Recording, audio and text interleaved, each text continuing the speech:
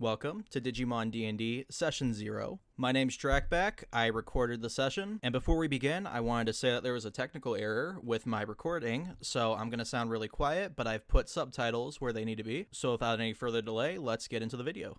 Digimon is owned by Akiyoshi Hongo, Bandai, Toei Animation, and Saban Brands. Please support the official release. My name's DrakBak. Hello. Okay, now you go. Are we going in order of Who when is we're you? doing our character introductions? Sure. Okay. Hi, I'm Hug. And I am the lovely Maxspaz, or Bard Maxwell. You should probably introduce your characters too. Yeah, I'm gonna be No, Bard we'll Maxwell. do that in the game. Oh, yeah. Hi, Alright. Okay.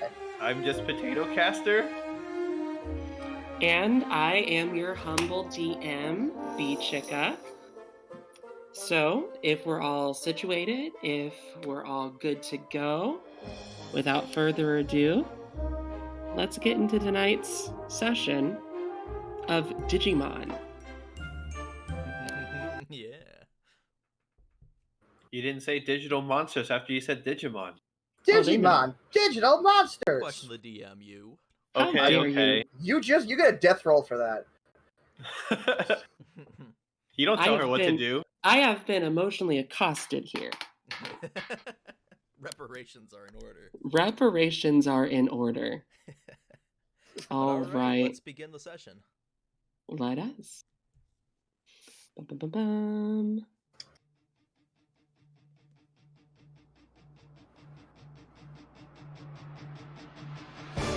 Welcome everyone to the first session of Digimon X-Treme Digiventure. It started 5 years ago. The Great Dissipation. At first, the signs were minuscule. A mere out-of-place beep on a computer. A traffic light slow to change. Kitchen appliances turning themselves on. Then, things started to get weirder. Reports of holographic creatures seen in computer monitors, TVs, and even video games began. Next were large-scale electrical failures. Nuclear launches were barely staved off, and by the time the government would listen to the experts who had been shouting their warnings for months, it had already been too late. On a wide scale, civilians and political figures alike had vanished. Some blamed their gods. Others blamed their leaders. But no amount of finger-pointing could save them. For the truth to be laid bare in this campaign is that the source of the disappearance would lie in a world beyond their own. A world inhabited by creatures of fantastic stature. Creatures great and small, kind and cruel, strong and weak. I welcome you to discover a world full of creatures that we will come to know as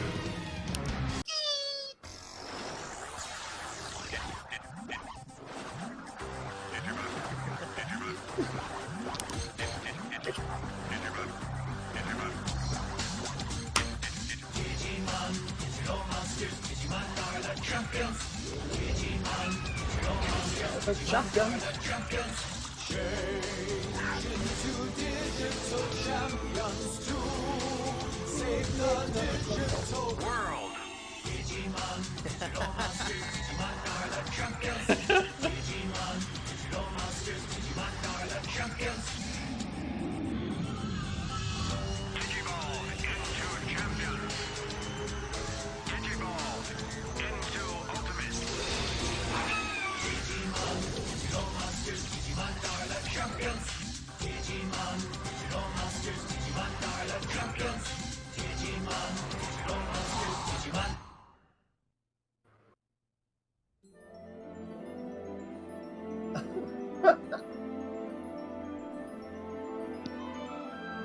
I would like to invite you all to imagine with me a wide-shot view of the suburbs.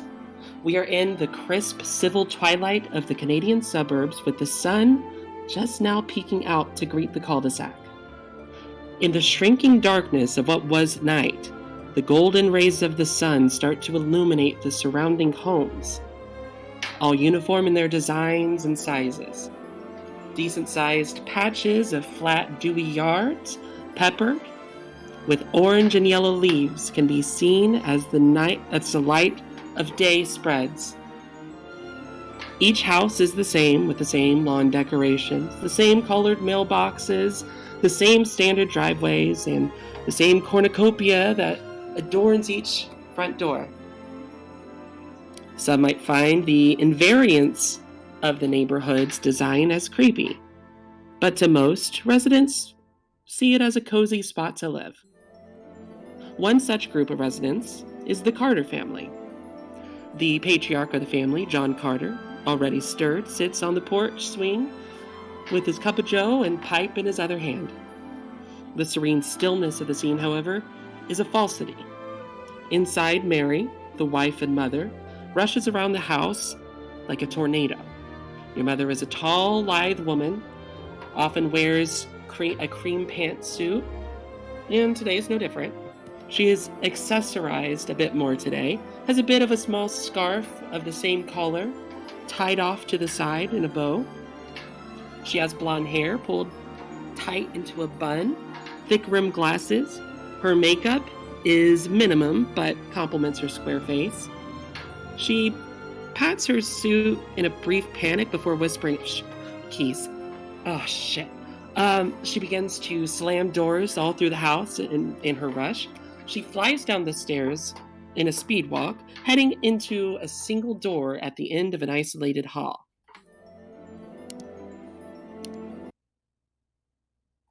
And it is here that we are going to meet our first character.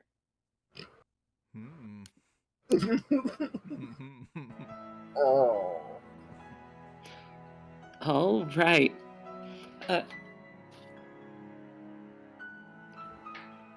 We got the wrong music. There we go. That was an amazing introduction, by the way. Oh, thank you. Daimion! We now cut to the other side of the door. Here we see the blue tint of a computer screen illuminating a young boy's face as his stubby fingers click with surprising dexterity. Daimion, if you would be so kind, would you please describe your character to us? Alright. Daimion is a rotund little boy. He wears a green shirt. That's his favorite color. And he has amazing blonde hair that spikes up like it's an anime.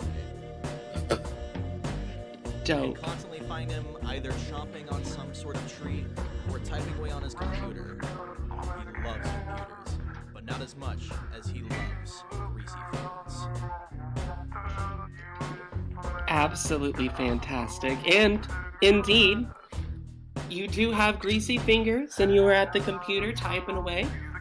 Seems like you're talking to one of your online friends at the moment, probably planning a raid for one of your vidya games. But you continue to hear a knock at the door. Daimion, have you seen my keys? Hello?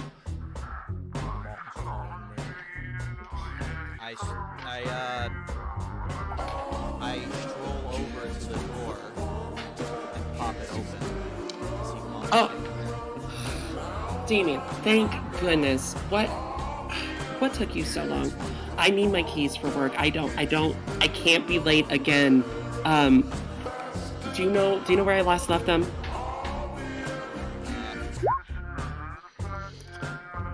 Man, it's kind of hard to remember what was happening last night. You were balls deep in a raid, eating your chicken tendies, and I'm sure you heard something to the effect of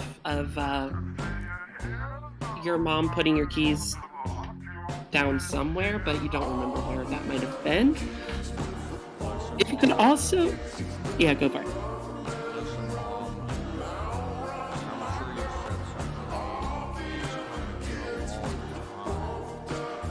Keep.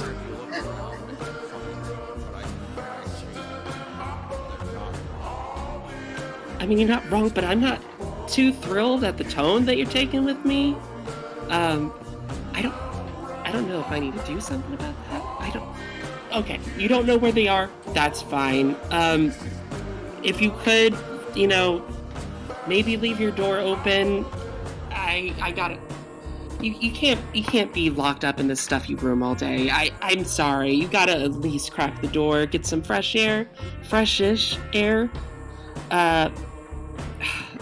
But that's another conversation. I know it's another conversation. We'll have that. I gotta go.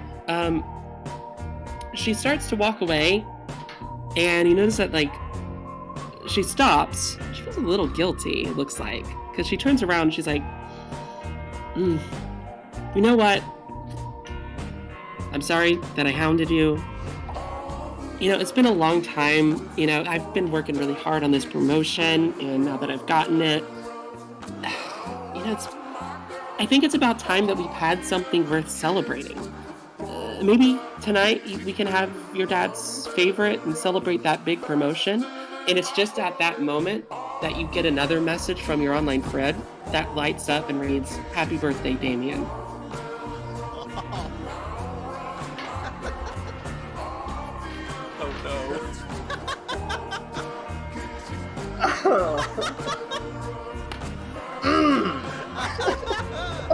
You hear someone speed walking to the door after that, and heavy boots, just beelining towards the hallway, towards your mother. Honey, you left your keys on the kitchen counter again, but you have a good day at work. I'm going to be not far behind you. I have to get into the office a little early as well. So let's pick it up a bit.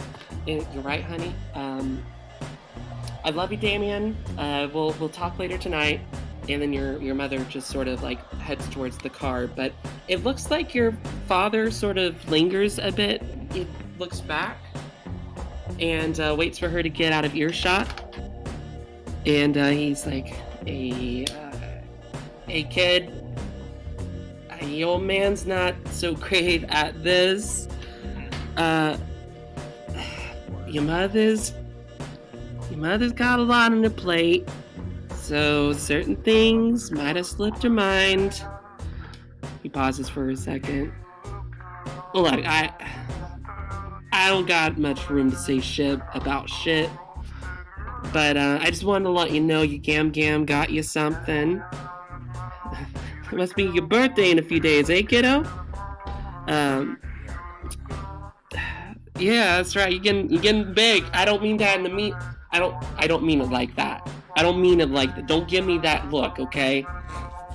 Just imagine the entire time he's been so rock. Yeah, he's just sitting there with his neck beard, nothing. Yeah. Just what? He's just been sitting there with his ruined look the entire time, and they're putting so much into it. Look, don't think I don't know what that contemplative look is, okay? I get it. Your old man's working hard at this. You gotta close your mouth, kid. Your drool's just you gotta close your mouth, kid. Anyway, sorry. I'm getting off topic. Just, yeah, Gam, put something on the kitchen counter. Be sure to write her a thank you card or whatever it is that we do. What? I don't know shit about shit with the digital. You're the big brain kid, okay? No, I'm sorry. I didn't mean to blow up like that. I'm in a rush too. I gotta get going, kid.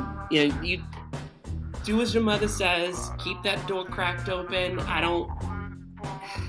There's a musk in here, Daimion. There's a powerful musk in here. And don't think I don't know what that musk is, okay? Because I know. I've been a kid. I was a kid once, too.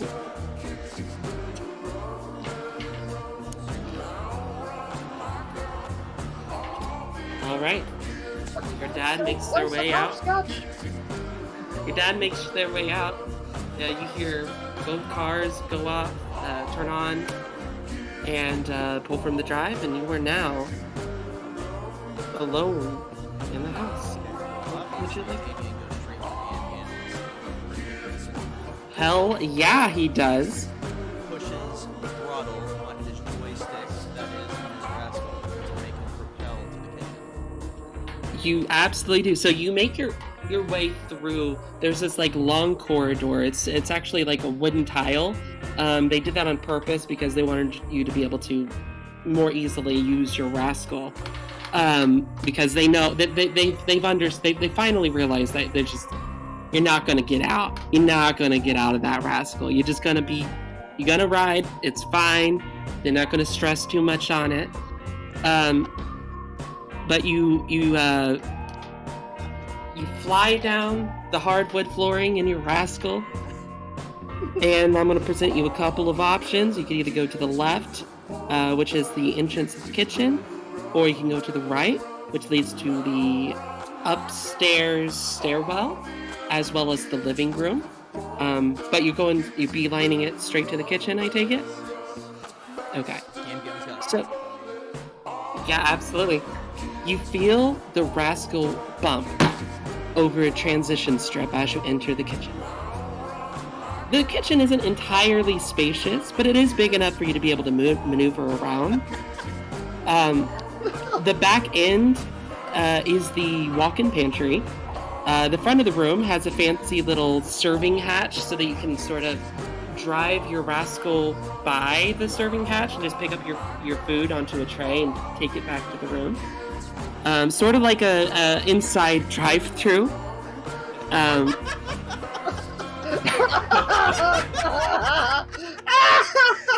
What a tragedy!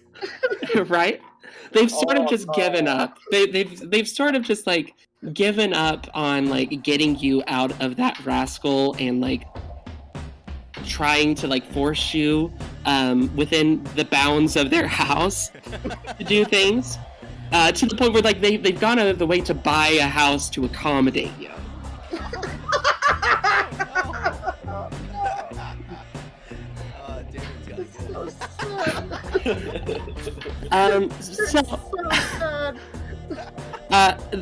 There's a stovetop oven to the left side of the serving hatch within the inside of the kitchen. Along with it are like cabinets that are lined up in an L shape through the rest of the room.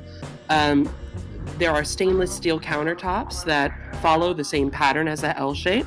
And at the very end is the fridge, something that you are well acquainted with. I was about to say, Daimion goes straight to the food first before contemplating his game's gift. Absolutely. You go to the food, make a perception check as you open it up to see what they have for tonight, or for leftovers last night. How's your perception? Holy shit, a 20? Yeah, sure? Daimion knows shit about food. I got eagle eyes on my food. Oh boy. Daimion, there is a plate of perfectly good chicken tendies piled up. There's honey mustard with it. There's like some veggies like in the back of the fridge to the side that you can sort of forgo if you want. Daimion thinks to himself,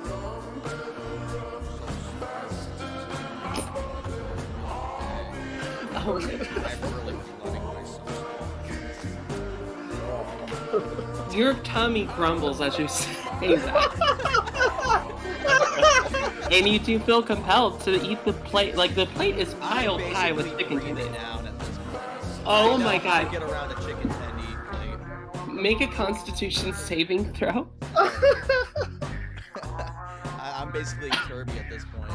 Oh my god, if you go, you just choke it. No! You nearly, like, no, you're able to, just as you say, you like, inhale it. You are breathing chicken tendies as though it is air. And, you know, are you, like, you see that the honey mustard is still there intact. I'm going to guess that. I'm looking at like it's a candy. Oh yeah, you take it like it's a shot. Yep. That's actually a really good description. And like you got some honey mustard caked around, you know, your mouth now. You got some crumbles, but you feel like you are ready to like tackle gams. Mm-hmm. And that's where you do see it. You actually roll to the center of the room where you find the kitchen counter. And as there is a cardboard box resting atop various papers and letters, as you pick up the box, you do see that there is a vivid red stamped letter that looks like it is addressed to you. It feels like there's maybe cardboard-like paper inside of it. And you can almost make out like a picture of like a tropical background as well. So do you want to open the box first, or do you want to open the card? Damien's the kind of guy who opens a card first. Oh, okay. Surprising enough, but he always thought that you should see what the gift should be if it's something that is not to his liking. Yeah, for He sure. opens the card. For sure. But yeah, okay. So he pops open that card, that envelope, And you're going to read it? and he reads it. Yep. All right. I guess should I? Yeah, I read it. All right, let me get that letter pulled up. You open the letter, and it reads, "Greetings, Carter family." Carter is in bold, and you can tell that this is a mass-produced message. Thank you for your inquiry into our life-changing services. We would be more than happy to proceed further with your son or daughter's enrollment into our innovative and fun fitness resort. With just $50 down payment, you can reserve your kin's spot where they can enjoy the luxurious and health-focused fun of our camp. Enclosed is an invoice. Please be sure to fill it out and send it back at our reservation at your convenience, of course. I hope you take advantage of this time-sensitive deal, and ultimately, we look forward to bringing your son or daughter the valuable lessons of fitness. Signed, the Blubberbuster team. Daimion looks very annoyed. He proceeds to shove the card into one of his flap folds so that his parents can't find it until he finds a safe place to put it. You do just that. Next, it moves on to the box. All right. Yeah, absolutely. You get over to the box. What is going through Daimion's head as he's opening this cardboard box? He's a little trepid. Now that he's read the card, he's wary of what it could possibly be, and he's expecting the worst at this point. You peel off the tape, open up the box, you dig your way through the bubble wrap, and then there you see it. You see another letter that is already unfolded, and it says, "Dear Daimion, this is your Gam Gam. Just wanted to say I love you. You're perfect just the way you are. And don't think I didn't forget your birthday." You pull the letter off. It's as the rest, the rest of it is pretty standard. I love ya. I can't wait to visit ya.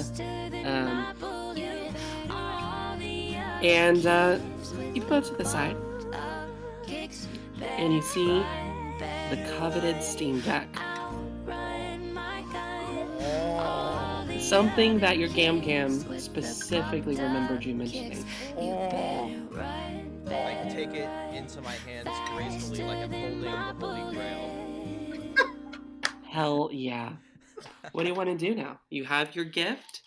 You are freed. Daimion does his typical rigmarole when it comes to new technology. He checks the specs. He makes sure that everything's in order when it comes to the specs that he's read about. And finally, it gets to the climax where he flips the on switch. You do just that. And it He's comes breathing on. very heavily, I might add, so it sounds Yes. It comes on, and it is everything that you've dreamed. It has a ton of pre-installed games. You don't know how your Gam Gam knew what kind of games that you liked, but it seems that it's absolutely possible that she looked through your wish list. But on top of everything else, It seems as though there is another game that you don't recognize, Whoa. called Digi-EXE.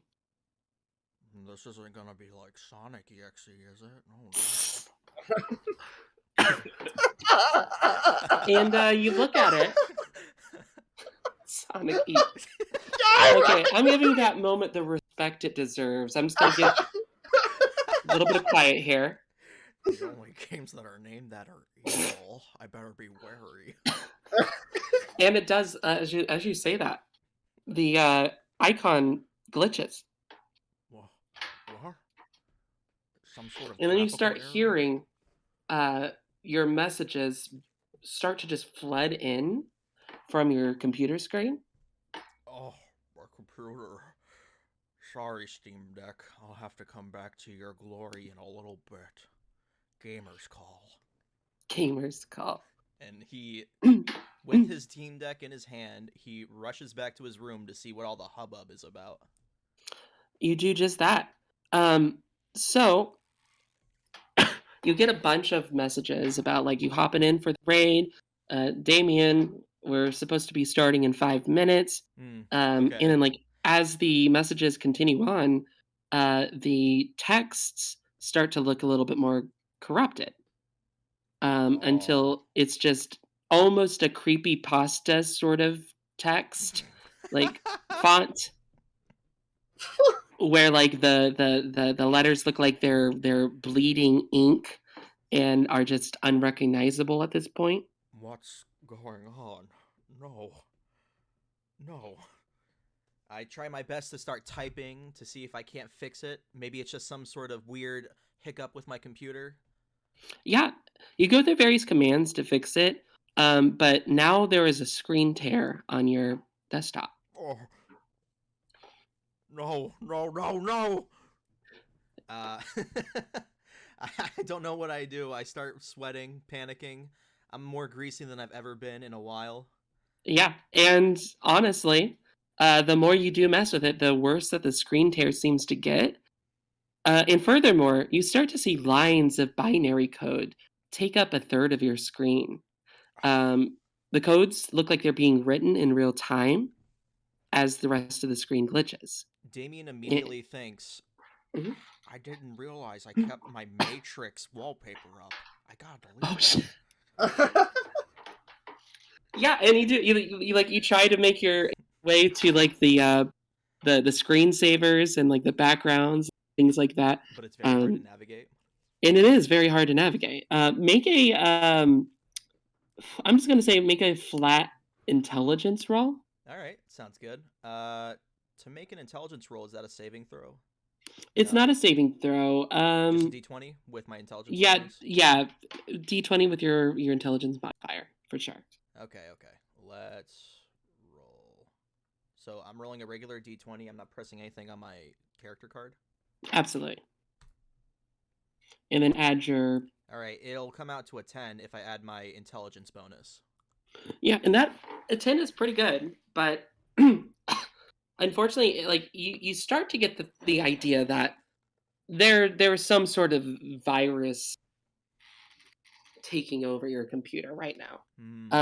But it's hard to like nail down what kind of virus, and you're by no means like computer illiterate. You know what you're doing, but it kind of evades you. Daimion mutters to himself, I knew that free Fortnite bucks scam was a scam.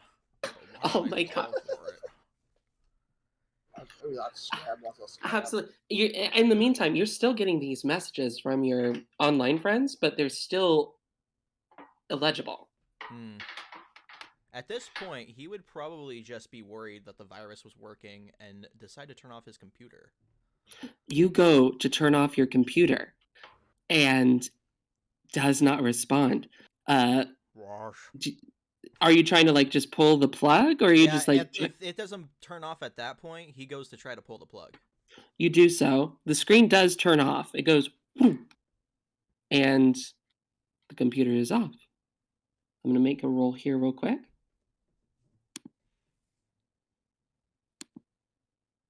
Okay.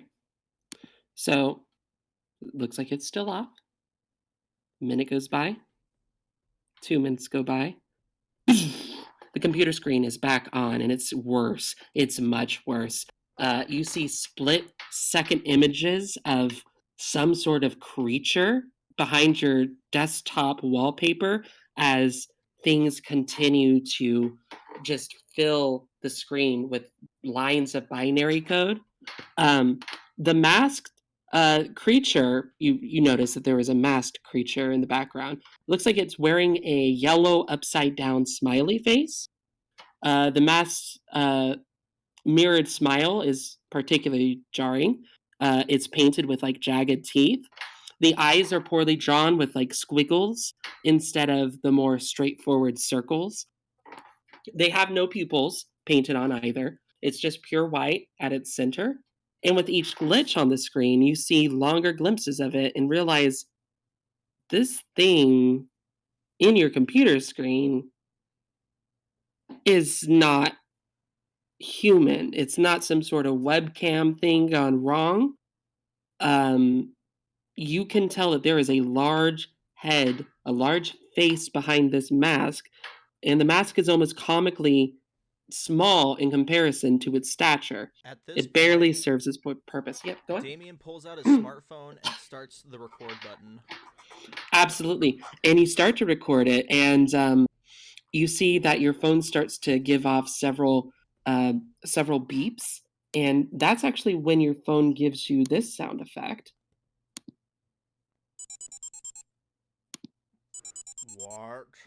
What is... Stop that. Stop. I go to see what the beeps are about. There is an icon not too dissimilar to your Steam Deck. It looks like there is some sort of app that has been installed on your phone. Daimion at this point is just... He is beyond scared. One of his worst nightmares was about being in a creepypasta, and it's a nightmare come reality. Oh my god, yeah, that would totally make sense. Yeah. What do you want to do? He knows there probably is no way out when it comes to creepypastas, so he decides to just go ahead and run the EXE on his Steam Deck. He goes back to his Steam Deck and to run it. Absolutely. And as you do, as you simultaneously run the two programs, it sounds like that's what you want to do. You see that your computer begins to pick up the pace in terms of like the glitches. Well, now the screen it's still filling up with the binary code, but now that the instant that you clicked those icons, the screen begins to bleed the binary code. It begins dripping on. Like physically? Yeah, physically. You see that it starts coming out from the monitor itself as though you've spilled a big gulp on your desk. Oh, no. Daimion says this is the worst birthday ever. Oh my.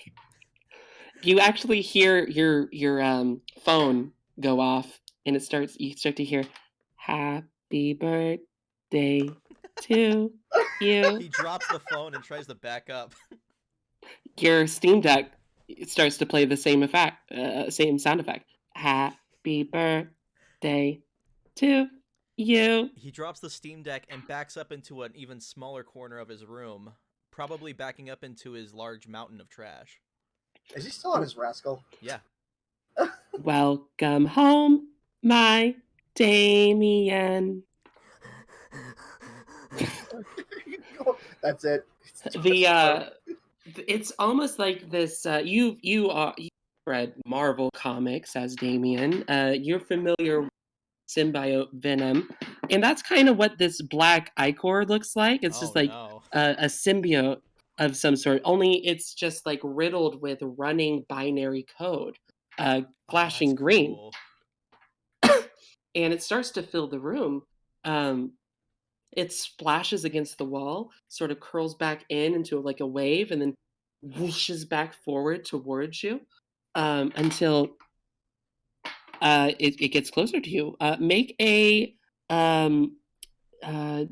dexterity saving throw. Oh, that's my worst. That's my worst thing. All right, here we are.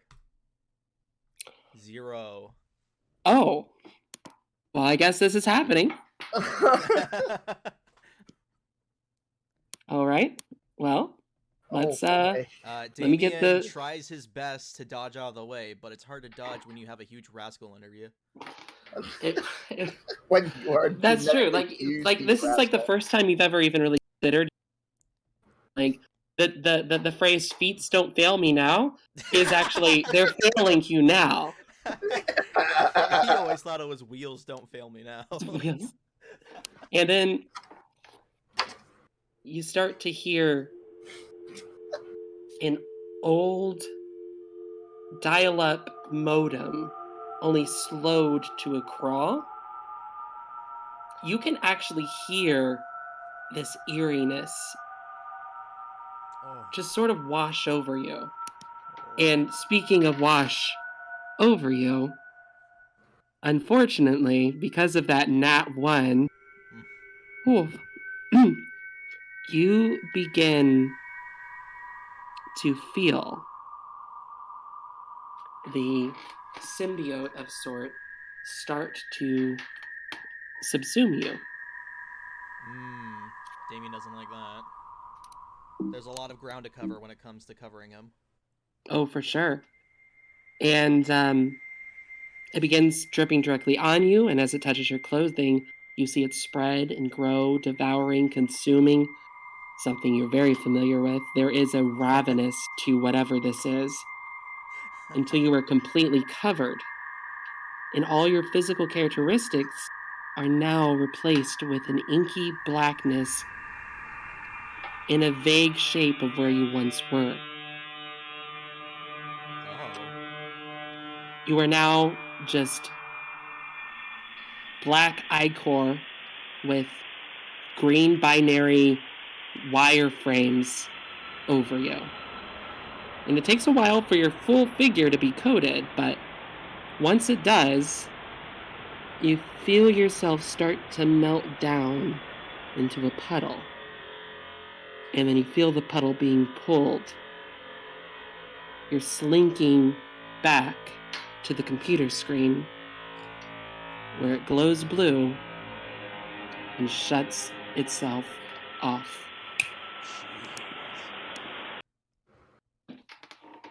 Okay. All right. That doesn't sound like the best way to Good travel. game, everybody. Let's Yeah, do I the mean, one soon. Daimion, roll a Constitution save, see if you had a stroke.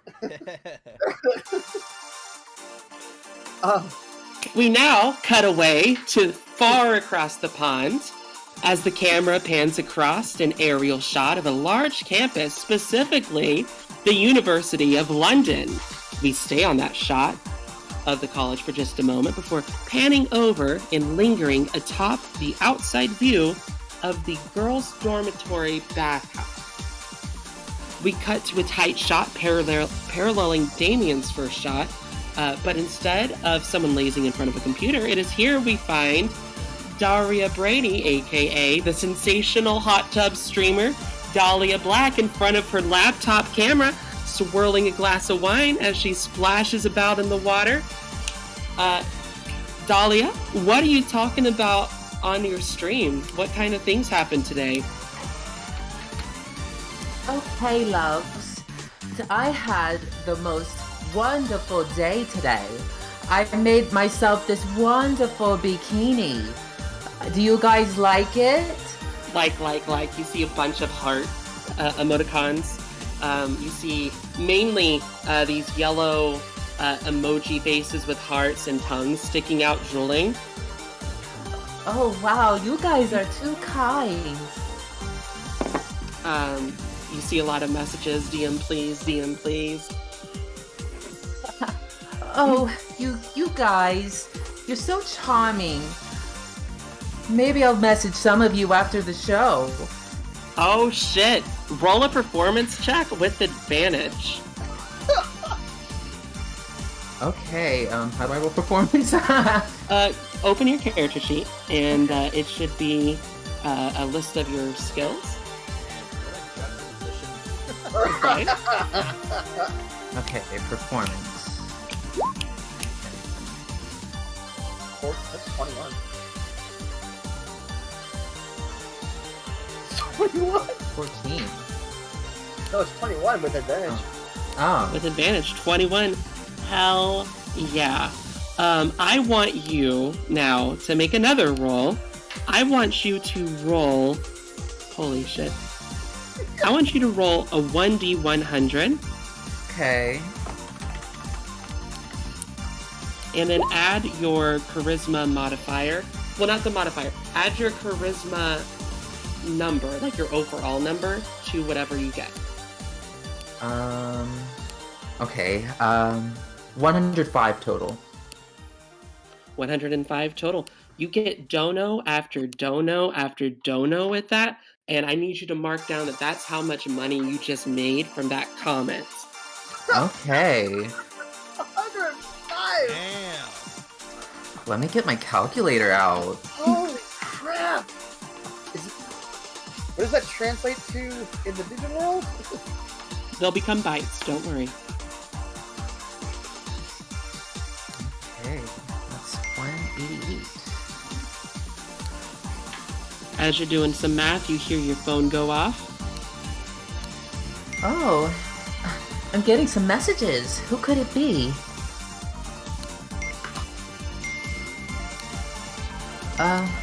If it's a lot of messages, they must be desperate. What do you want to do? Do you want to check your messages? Are you signing off for the night, or what's going on? Okay, lovelies. I think it's time for me to be heading off. But remember, if you donate high enough, I might send you a message. And Okay, be well, roll my another love. roll another performance check. Okay. Roll another performance check. Holy shit. Oh, okay. Are you fucking kidding me? Do the same thing from before. 1d100 plus your stat for your charisma. Oh fuck. Yeah, you get a couple of donuts. Okay. That's 9 plus what the fuck is it? Oh, okay. And it's not too uncommon for like the end of the stream donos to be a little bit less, because the regulars are already sort of like filing out, and it's usually the newer people that are trying to get some clout with you that stick around and do the donos, but that just means like you don't get as much. Oh, okay. But yeah, go ahead and add that to your gold or whatever. Yeah, I just did. All right. And after you sign off, you continue to hear those dings from your phone, and you check, and you see it's from one of your squad members. Her name is Sal Pertree. She is very upper status, from a posh community in Beaconsfield. Her father and mother are incredibly influential, which makes her a valuable member of your clique, known as, to the outsiders, as the Hannah Squad. The Hannah Squad is an acronym for High Class and Nice Ass Squad. Your other members consist of Penny Buckstrom, Tara Ohana, Catherine with a K, Buzztrot, and Geraldine Valencigia.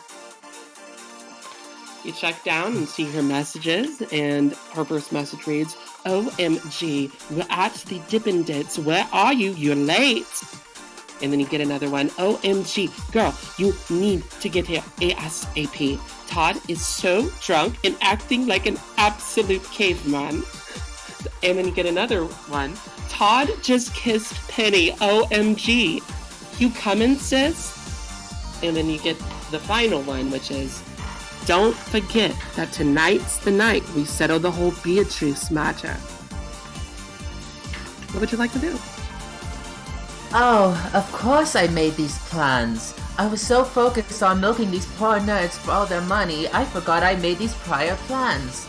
I better hurry up and get to where I was going. Hell yeah. You just gonna go straight over there? Alright. I should probably change my clothes first. That'd be a good idea, huh? Absolutely. You actually just get another message from South. Fantastic. Be sure not to wear any old thing. Dress for success. Kissies and toodles, poodles. Of course. Now, what do I want to wear? I think I'll wear...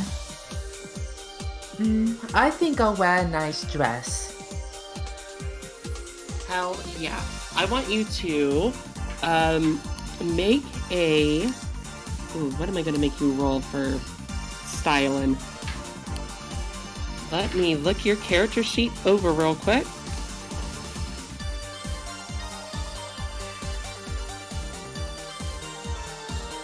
I want you to make a...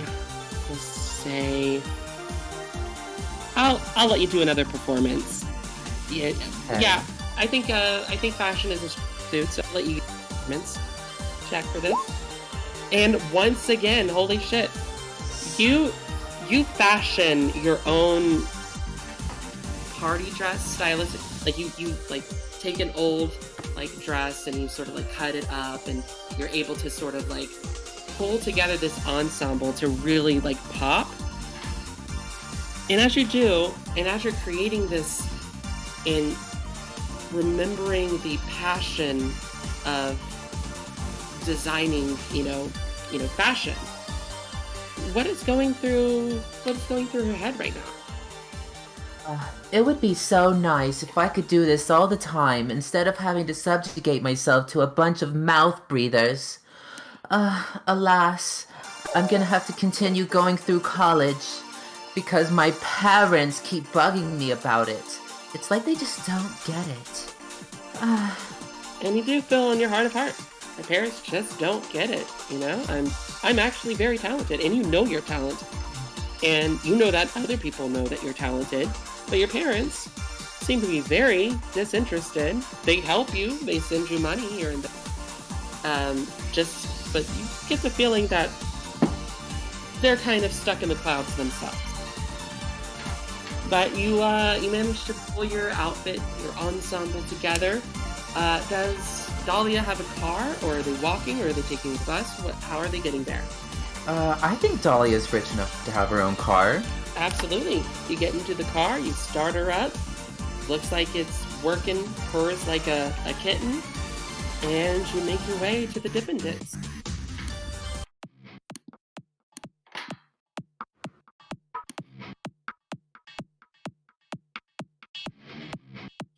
All right. You arrive at the Dippin' Dits.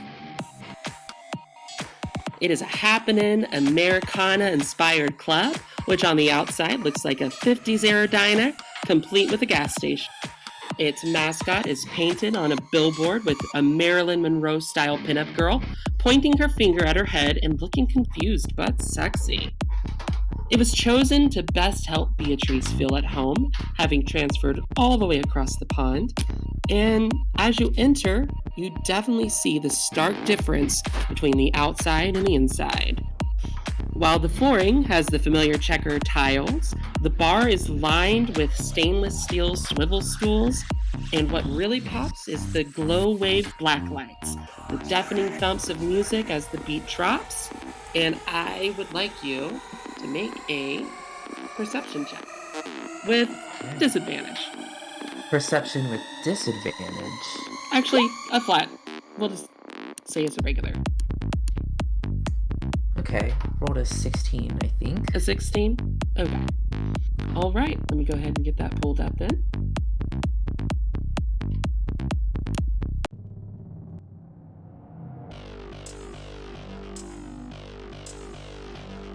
All right. I think we can work with this music. All right, so it doesn't actually take long for you to move to the center of the room where the dance floor is, and you instantly realize that your friends are most likely going to be at their normal spot. You do see the new girl at the very back. She looks like she has a blowout for her blonde hair. She has a black one-strap dress. She has a very Hollywood-style figure with a plastic fullness to her chest. Her makeup is thick, evoking a 70s-era style to sort of match with the club. And upon another glance, you can tell that she has the most expensive of everything. the most expensive handbag, the most expensive jewelry, and even clock that her simplistic black dress seems to be of a Gucci level brand. But another thing you notice, unfortunately, she is in your spot. At the center of the booth, right beside a hunk +1, which you did not account for, you see that she's essentially right at the center of the group's attention. She looks at you and the girls get quiet as they anticipate her to speak, and as you get closer, she's like, OMG, you must be the famous girl I've been hearing about. DrakBak, was it? It's Dhalia, thank you. And, who might you You're be? very welcome, Dolly. I'm sorry? Who might you be, love? Oh, I'm sorry, you didn't get the memo. I'm Beatrice. I'm the girl that is supposed to meet with y'all. I'm sorry. I'm getting ahead of. Please pull up a seat. Actually, love, I think, perhaps you should get up and pull up your own seat, because, this is mine. Oh, yes, I could absolutely do that. But, I'm kind of stuck in the middle, and it'd be kind of rude. It'd be kind of rude to, ask everybody to get up. And you absolutely clocked that this is a power from her. So I want you to make a persuasion check with disadvantage to see if she will follow through. Only 12. With disadvantage? Yes. How do I have disadvantage? You have disadvantage because she is in the center and she looks like she captivated the entire group.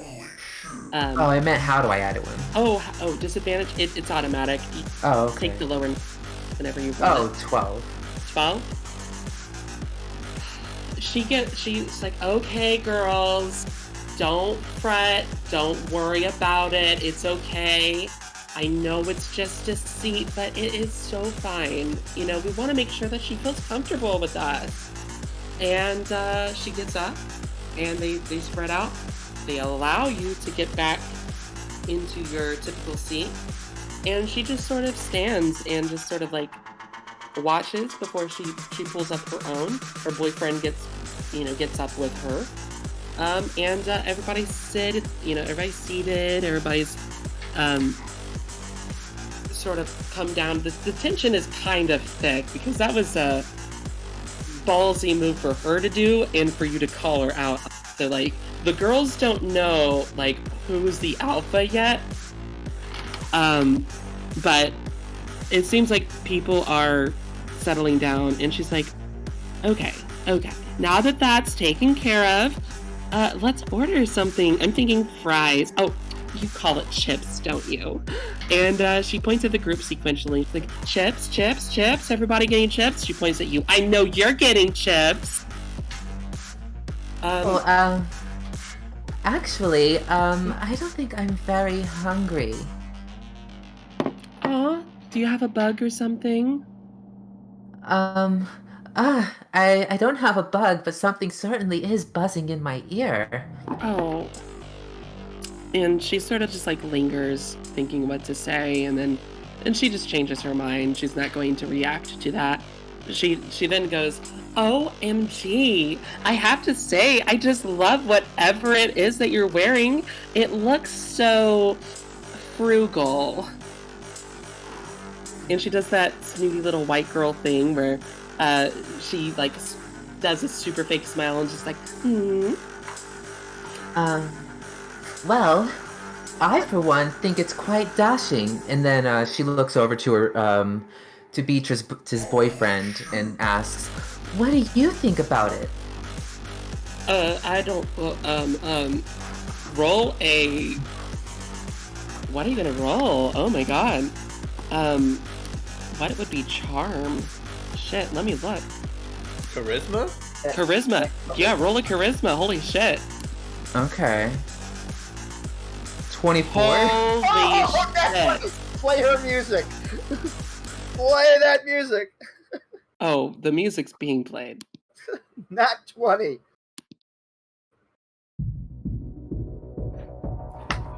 He looks at her. He looks at you. think you're pretty fucking hot. Oh, I think you're And, pretty hot myself. You see that Beatrice like punches him in the side. It's like, babe, what? She wanted the truth. I gave her the truth, babe. And she punches him again. He's like, you know what? I am fucking tired. I'm fucking tired of you treating me like this. You think you're all something special just because your parents are from Hollywood. I don't give a fuck, okay? And he moves over to you, wraps his arm. He pulls in halfway for a kiss. What are you gonna do? I'm gonna look her right in the eyes, and I'm gonna kiss him. Holy fucking shit. Roll intimidation. Yeah, I mean, well, first and foremost, you pull in, and the wettest, like, fullest, long kiss, like, and you're still eyeing her, and she is, like, visibly shaken. She is so mad. She is so upset. And you see the girls are just, like, mumbling to themselves, like, oh, shit. Oh, my God. Oh, my God. What's happening? Oh, Dhalia, what are you doing? What are you doing, Dhalia? You're blowing this. You're blowing this. And they're trying to say it low. But you're, like, full in with the kiss. And roll an intimidation with advantage. Okay. I've never seen this episode of Digimon. With advantage, a 20. Yeah, with advantage. She is just, she doesn't know what to feel. It's between rage and heartbreak and disappointment and just being completely blindsided by this absolute god power play. Like, she thought that you were like, she thought that she had the high ground, so to speak, because of the way that things started out. But man, you are the queen, and you knocked her back to the rest of the serfs. And she's like, Matthew, we're going to be talking about this later, but there's still some important things to do. So if you're done, cheating blatantly in front of me, how about you just beat it, pal? Whatever you say. I was gonna say, Matthew, speaking of, how about if you want someone to talk to, you give me your number? Way ahead of you. And you see that he pulls out his number, and it's like, hey, I got free long distance. You can call anytime, sugar. Oh my. He kisses your hand and flips off Beatrice and bops. Well, that was quite a display, Deli. But we're not here for that. Let's get back down to business. So, of course. I think since, my father is such a big deal and could get us a, talking about some sort of extra part in some sort of film. Like, I'm thinking it could be some of the girls, maybe you, but I just really want to, get to know the campus. Understand, y'all's culture and shit, Like, how about we investigate that weird rumor in the girls' dorm? I hear there's some shit going down there. Like, people are saying they're seeing things. You know what? That sounds Unless like a you're lovely scared. idea. I'm not scared. I think, the sooner we do it, the better. You heard them, girls. Finish up your fries, finish up them sodas, and we're gonna fucking bop out of here. And they do just that. At first they don't know, whose orders to follow. They look at you for like approval of like, do we finish our food? And you can tell that most of them are actually genuinely kind of hungry. But because of that nat 20, I'm gonna say like you get the final say as to whether they finish their food. Well, I don't have the reason to backstab them yet, so I'm gonna be benevolent and let them finish their chips. They take a deep breath, and sigh in relief, and finish the rest of their fries. And it's a lovely meal. The fries are just what you would think. They are delicious. There is a side of, I believe, it's ketchup, but it's not American ketchup because it's like this like fancy bougie version of it, and they're definitely going ham with that. One girl had ordered a burger, and then one of the other girls looks to her and was like, we're supposed to like, take it easy, we don't want to, but she's like, hey, I'm hungry, I'm gonna eat what I want to eat. I don't know why they're New Yorkan, okay? But they're gonna eat what they're gonna eat. They finish up their food, the meal is lovely, and you make your way back to the dormitory. It takes about 20 minutes to get back there.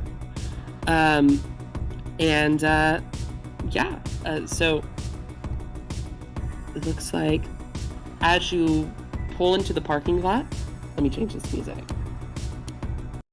That was a hell of a roll. Holy shit. What the I was gonna say hell? it's another day in the life of Dhalia. What Yeah, the just hell? another day. This is a fucking queen. Yeah. Okay? So is this what Mean Girls are like? Yes. Yes. I never watched the movie. God, no. Yeah, holy crap, guys. That was wild. That was insane. I forgot this was Digimon. Yeah, As all of a sudden, you- cyberpunk. As you get back to the parking lot, you notice that the inside of the dormitory looks like it is a little bit darker than usual. Now, usually they do dim the lights to encourage the tenants to get back to bed. But they're almost completely off. They flicker, and Beatrice sort of like walks up from behind and like says in your like left ear, not looking you in the face, just sort of like looking on ahead. You can chicken out if you want to, doll. No one's gonna hold it against ya. And no one would hold it against you if you went to the top of the dorm and jumped off, but Oh, you are so sharp. My daddy is going to love hearing about you. And she skips on ahead and then turns around and waits on the other side of the doors within the dormitory. okay, so you said this is dark, right? Yeah, it's pretty dark. Okay, can she pull out her smartphone and turn the flashlight on it? Absolutely. And you can see way better. Alright, and that's exactly what she does. And it is very empty too. That's it's not uncommon, but it's like it feels a little bit more empty than usual. You can see that the foyer is on the main level, like right through the door. And it is what you would relatively, like what you would normally imagine. It has some couches, it has like a tall bar, table with like chairs. It has an activity room. But on the utmost left of the building, like right at the entrance, you see these wide stairs that lead to the upper level, and they're like sort of these. They go all the way up to like the 4th floor of this dorm. You, on the other hand, you're on the 2nd floor, and you see that your floor in particular seems to be the most off. Like the lights are flickering way more. There is a palpable fear in the atmosphere. What would you like to do? Now, where did you say Beatrice was again? Beatrice is now behind you. Oh, okay. So, Dahlia, Dahlia notices, some motion behind her. Like, it's kind of dark. So, reflexively, she kind of just, like, throws one of her arms back. She's used to dealing with creepers kind of, like, coming from behind her, Oh my God. trying to hit on her. Okay. I'm gonna make a dex save for her. I don't have her character sheet in the system, but I am looking at it. You see that she pulls away. It almost nicks her. Like, she can feel the air blow, like, across her face as your, like, arm swings forward. Oh my God, watch where you're going. That could be so klutzy if you someone. Oh, I'm sorry. I'm just used to having so many potential suitors coming up from behind me. I thought you were I a don't doubt creeper. that at all, darling.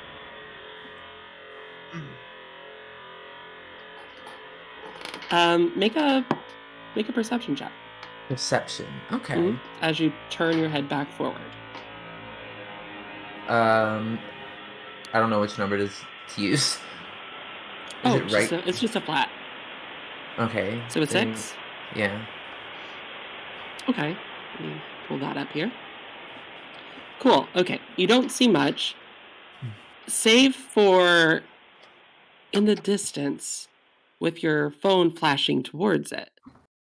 Your web camera is just in the middle of the hall, turned facing towards you.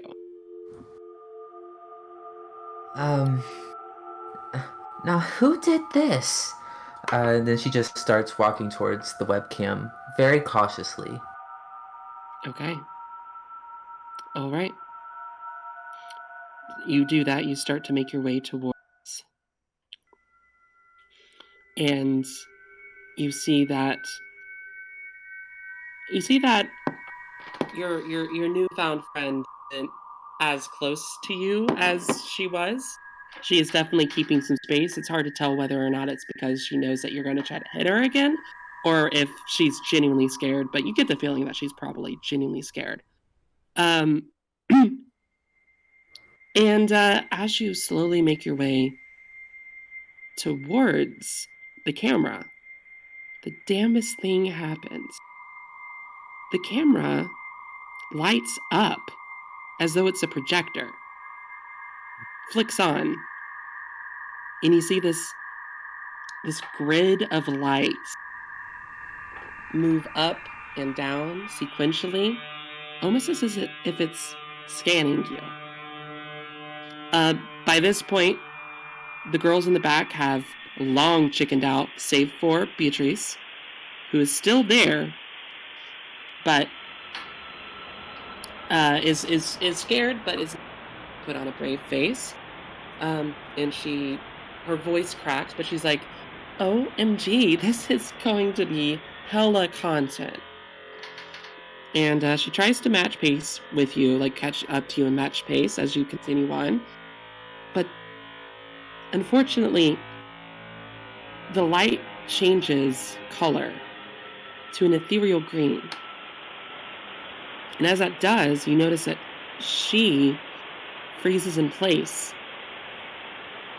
You look behind you, you don't look yet, but you definitely hear some strange clicking from behind you. Followed by the ancient sounds of dial-up connecting to the internet. Are you going to look back, or are you going to continue forward? You know what? Dolly's seen enough true crime to know exactly where this is going. She is not turning around. She's going full speed ahead. Cool. Absolutely. You do just that, and you hear a splash from behind. As you get closer and closer, the color of the camera the light that is projected from the camera changes to a red, then to a yellow, and then back to red again. And you can see it scanning you once again.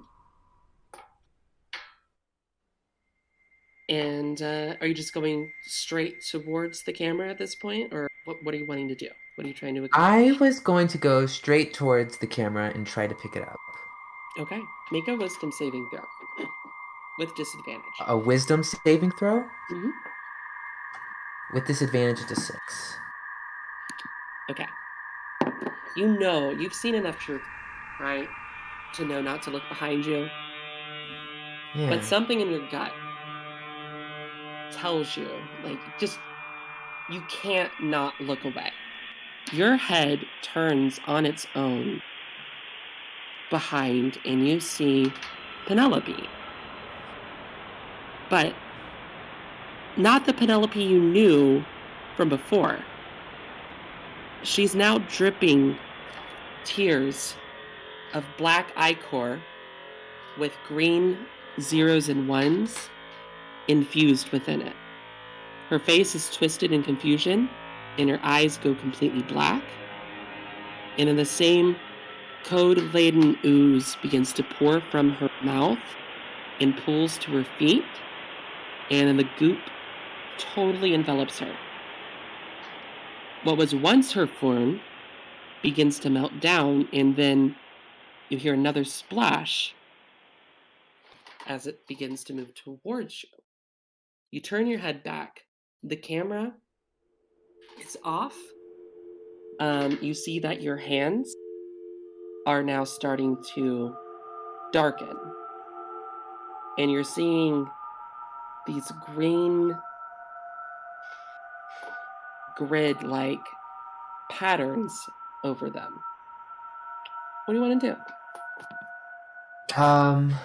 I think at this point, she's so shaken that she's absolutely lost for words, and her hands just tremble trying to get to this webcam, but she's moving very slowly out of fear. Yeah, make a Constitution saving throw to see if you can sort of hold yourself together as you get to it. 12. Okay, 12. Yeah, you feel yourself starting to drip, like your elbows are literally dripping off as they are subsumed by this black ichor, but you manage to keep your physical shape intact as you get to it. You reach out for the camera. At first, your hand goes like straight through it, and just inky blackness is coating your webcam now. But then you go for it again, you're able to pick it up, you look at it, it flashes green again, and you hear, "Fine, I'll help." And you see this tall shadow. It looks kind of like a bipedal fox of some sort. Just sort of like appear behind, like as you like turn back, you see it's behind you, and it manages to do some sort of attack at this puddle, and it dissipates. And then it turns to you, and she says, "I can't stop what already happened, but we'll talk again." And you see just a wireframe where she once was, and then nothing. You now feel yourself beginning to be pulled into the puddle that you are making beneath yourself as you're continuing to drip. And then there's nothing. You are gone. I'm in the digital world, maybe. Wow, another victim claimed. Yeah, like, holy... And it's there where we're going to take a quick break. Well, welcome to Digimon, everybody. It's all fun and games here. Just a bunch of kids running around having adventures. You know, I'm really liking this depiction of Digimon. It's a lot more sinister. It sure freaking is. Thank you. But okay, quick break, right? Yeah, quick break, 10 minutes. All right, putting the pause on. All right. All right. We're live. We're back. And we're back. All right, I welcome you back. This time, we are going to pan the camera, not within the realm of this world, but within the realm of the digital world. We see a tight shot of an orange-haired teenager in goggles, sprinting as fast as he can away from the loud sounds of roaring. An electrical ball is lobbed to your right, exploding and shaking the earth beside you. A voice to your side, while winded, calmly continues a very mundane conversation from earlier. Look, I'm telling you, boss, the hot dog is a sandwich. The voice belongs to Strabimon, your Digimon partner. He's one of the taller of rookies. Not as tall as Renamon, but close. He has black and white fur with a ruby red eyes. He has belts on each arm, a long flowing black scarf and white pants. Black gloves cover his long talons, and he easily is matching pace with you. You can tell he can run faster, but he is like purposely trying to stay where he's at, like trying to keep pace with you. And What did you say again? He said, "I'm telling you, boss, a hot dog is a sandwich. I'm just saying." It's a pigs and blanket, or something. Look, I don't make me put on my accent. It okay? ain't a pigs and blanket unless you bake it, boss. It ain't a pigs and blanket unless you. It's a. I'm telling you. Excuse me for a second, boss. And he like jumps up, letting you get a little bit further ahead as he makes his way back to the wild Kabuterimon. He yells, "Darkness hand!" and his claws shine as he slashes the opponent, and then with a Goku-like instant transmission, he appears back at your side. I'm just saying, you got your meat, you got your condiments, and listen, the key word here, it's sandwiched between the bread, between bread. It's a sandwich. If it's sandwiched between bread, then why is it? You're making me slip into my accent again. God damn it! Stop this. Another ball of lightning is hurled your way. Make a dexterity saving throw. Now this is Digimon. Yeah, that sounds like Digimon. I like dexterity saving throw. Okay. Oh, 21! yeah. You were able to gusto. like jump out of the way of this oncoming electrical shock and sort of like land back in your position, still in the full sprint. And he sees. What a champion! And he's like, okay, this guy is getting on my nerves now. Yeah, I'm getting on a few other things than just my nerves.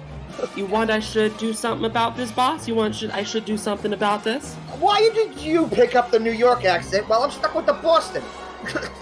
Look, I'm just saying, don't you make fun of my Brooklyn accent, okay? You don't. Look, I don't have time for this. Let's get rid of this guy. And he jumps back. He is sort of just like hanging in the air. And he does another darkness hand swipe at him. But then he shouts, "Lich Bean!" And Strabimon's foot glows as he flips into a kick with gymnastics precision and then cracks it over the Kabuterimon's head. The Kabuterimon roars again, holds his head, thrashing about. You guys are still like, well, you're still sprinting away, but you're like looking back. Is there anything that you want to do? Is there anything I want to do? Do I have any cards available? Any what? Any cards available? No, you have no cards available. Then I guess I'll just take a pot shot with my rifle. Okay, make a attack roll. This is a pretty good song for this situation. Yeah, oh my god, I can't wait to show you the first movie. It really gives us the Digimon feel. Yeah. This is peak Digimon this session. Alright, now, Yes. So my roll would be great. I click on something in particular. I click on the rifle itself, or? Yeah, so basically you go to your character sheet. Yep. You're going to click your character sheet tab. Uh-huh. Go to your forced rifle, and then click it Like, Yep. in the inventory. in the inventory. Okay. Like, do you see the description? Underneath there, you see a little tab that says forced rifle. Click it. It's a little button. Tab. And don't worry, Spaz, I'll cut out all this, like, fiddling, so it makes you look good. No, it's fine. Don't worry about it. Everything's going great. We just need to play the music again. Hang on. Where is?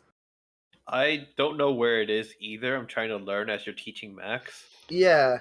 So, do you see your current hit points and then temporary hit points? And then you see your forced Oh rifle. shit. And then you see your forced rifle. We'll scroll all the way down and you'll see a button for it. Oh, here it is. I see it. Go ahead and roll. Okay. Oh, that didn't work. 7.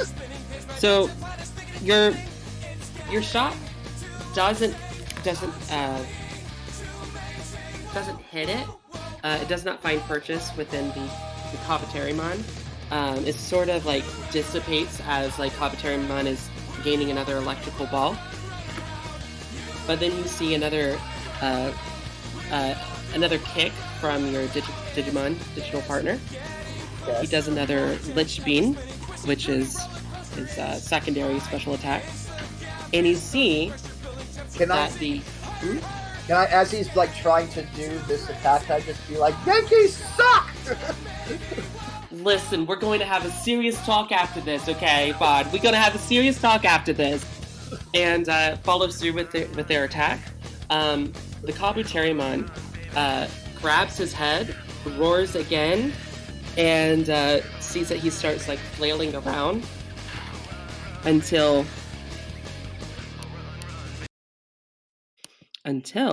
you see the room around you, or the open field around you sort of dissipates, and you find yourself in a white room filled with electronics. The Kabuterimon is grabbing its head, and it's also starting to dissipate as well. And let me just get this pulled up here. He goes, ugh. Oh, come on, Strabimon. This was supposed to just be training, no cheap shots. And then the vast green plains that you see running through disperses, revealing that room, and it says training zone. The creature completely dissipates into the figure that of a woman, but she looks like she is transparent. It looks like she is connected to some sort of like small robotic device. And I'm going to go ahead and move you guys to our first map section. Okay. So we were in some kind of hologram. You were in a danger room, essentially. Okay. X-Men Danger Room. And she continues. She continues saying, my abilities to mimic Digimon might be very real, but I assure you, I am quite a fragile AI. And it looks like Stribimon's like, oh, whatever, you big Digipalooka. Come on, bud. Strabby, come on, man. We're trying to make sure we can get the. You know what we're trying to prep for, man. Yeah, we were having a good conversation. We were having a good conversation, and she shot after shot after shot. We were getting somewhere with this sandwich shit. And I'm telling you right now, Bard, that hot dog, it's a sandwich. Look, don't make me. Right, look, first off, you gotta treat a lady right. That is what you just always. This looks like some sexist bullshit over there. What? That sounds like that's some sexist. Just think about it. Really focus on what you're saying. He doesn't know what the fuck he's talking about. Holly chimes in. Holly, the AI, as you would know, as you have invented the console that has given life to. Her name is Holly Graham, XD6, Okay. and she's saying, if my calculations are correct, if you do not leave within the next 2 minutes, you're going to be late for your scheduled meeting with the doctor. All right, Halls. We're gonna head out. Doc's not gonna be impressed if I keep slipping into that accent because of you, Strabimon. I'm just saying, you know, we're not gonna argue about this anymore. We're just gonna It is continue on. not a sandwich. It's a sandwich. I'm fucking tell. You made me use a big word. You made me use a big word, and I'm not happy about that. If Bard were to roll some sort of check to convince them, what would it be? It's not a sandwich. Make a persuasion check. A persuasion. Yes, But make there it you with go. disadvantage because he has a deep-seated love of All things New York, apparently. all things. Yeah. Go So for it. random. I had no idea. This sounds like a Digimon subplot, honestly. I'm from Boston. He's from New York. Who knew? Anyways, Hey, I gotta roll a It sounds like you're teaming up with Impmon, it seems. persuasion check. Was it? something. Yeah, persuasion check with Yep. disadvantage. Well, That's performance. oh, That's right. My bad. performance. Try it one more time. Ah, that's even worse. That's even worse. Yeah. You're full of it, Bod. You're full of it. And that's like the last thing he says before he like heads out like before you. He just starts to walk. What do you Oh, want is to there do? anything else we're forgetting today? I think the professor. I think she wanted to see you for a sec. All right. So just marching on out after Strabby, and we're heading to the professor's. Yeah, you both head out. You make your way through the campus halls. You see various Digimon and humans walking side by side, each with backpacks, some carrying books. The wallpaper resembles green wireframes, as do the floor tiles. The ceilings have long animations of binary code running, and you reach the door and exit towards the campus ground, where you see the vast plains of grass. Looks very similar to what the training area was like before it lifted its illusion. Okay. It looks like it's very carefully landscaped with like bushes and shrubs, each bearing strange exotic fruits. You're of course used to them now, but when you first got here, they were very strange indeed.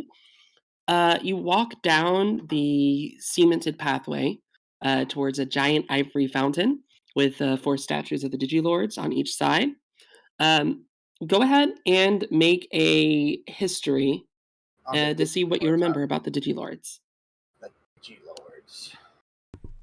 Hey, so when we make a check of some kind, I see that like it gives us 2, but if there's no advantage or disadvantage, what does that mean? You take the one that's on the left. Okay. History.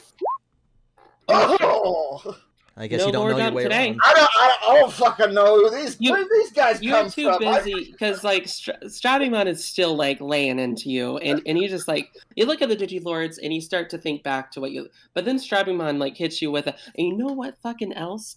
A hoagie is the best fucking thing in this world. Okay, what you want to do? You want to get some bacon. You want to get some mayonnaise, and here's the trick: you put the tomatoes on top of the mayonnaise, and it creates this like really good dressing, right?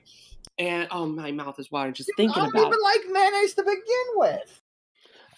I know you don't like mayonnaise. You've said you didn't like mayonnaise for like since How we. do you even Look, know what mayonnaise is? How did you? I still don't know how you guys know so much about. I know what mayonnaise is. I'm not an idiot, okay? Look. I know stuff. I do things. I eat things. Don't worry about it. Don't know what mayonnaise is. Look at this palooka. You walk. You walk halfway around the circled path with the fountain at the center, and then you take the branching path to the east, which is towards the dormitory. Before you get to the dormitory, is there anything you want to do in the campus before you move on? Um, On the campus grounds? I'm going to do I have any of my projects I'm currently working on in the area? Any of your projects that you're working on? You see like a younger kid and it's Digimon looking at one of your older inventions. But Yeah. make an insight check real quick Is that and see what they're insight? doing. Well, you're gonna see how they're Oh, responding the to it. kid. Yeah, okay. Yeah. Yeah. Yeah, the kid thinks that it's like the silliest looking thing ever. Do you want to walk over there and just like explain what this thing is? Do I know what it is? Oh, yeah, yeah, yeah. It's like a very high tech like lawn water, sort of like a what do you call those things? Shit, I can't think of the word. It's like A it's like sprinkler? a sprinkler. That's the magic word. So it's like a sprinkler, but it looks like it's like way bigger, and it connects like it goes straight up. If you push the button, it shoots something out, but it doesn't shoot out water. It shoots out like this cloud, and you see that he's like looking at this like big pillar of this cloud come out, and the Yep. cloud just like stays there for a second and then gathers up, and then you see like water come down from it and then start to move around the yard. Oh, so it's a cloud generator. It's a rain cloud generator. Yeah, pretty much. The rain cloud generator. You like this? I don't get it. What don't you get about it? Just make a fucking hose. We got those already. Yeah. Why don't we just use that? We do.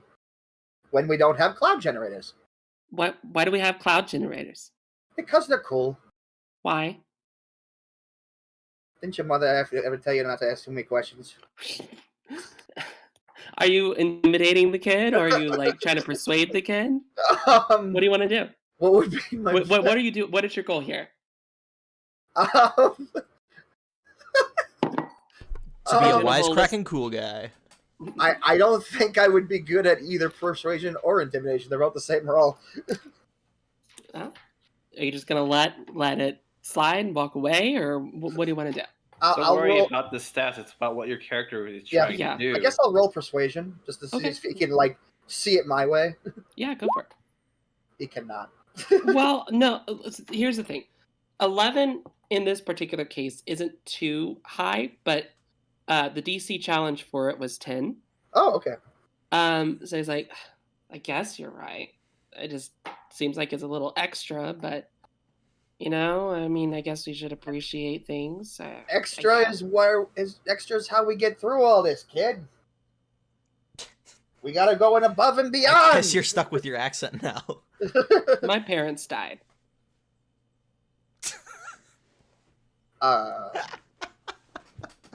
Oh no. Oh, Like- great. You think Wow. that was extra then?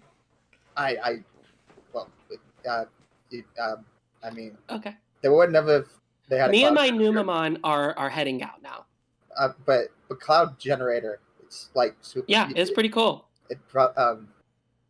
Yeah. You're really awkward. You're truly an awkward person, and I'm a kid. Well, you just, but you like you. I mean, you just dropped the bomb on me, kid. I don't know what, but okay, bye. Roll an insight check. See if he's telling the truth.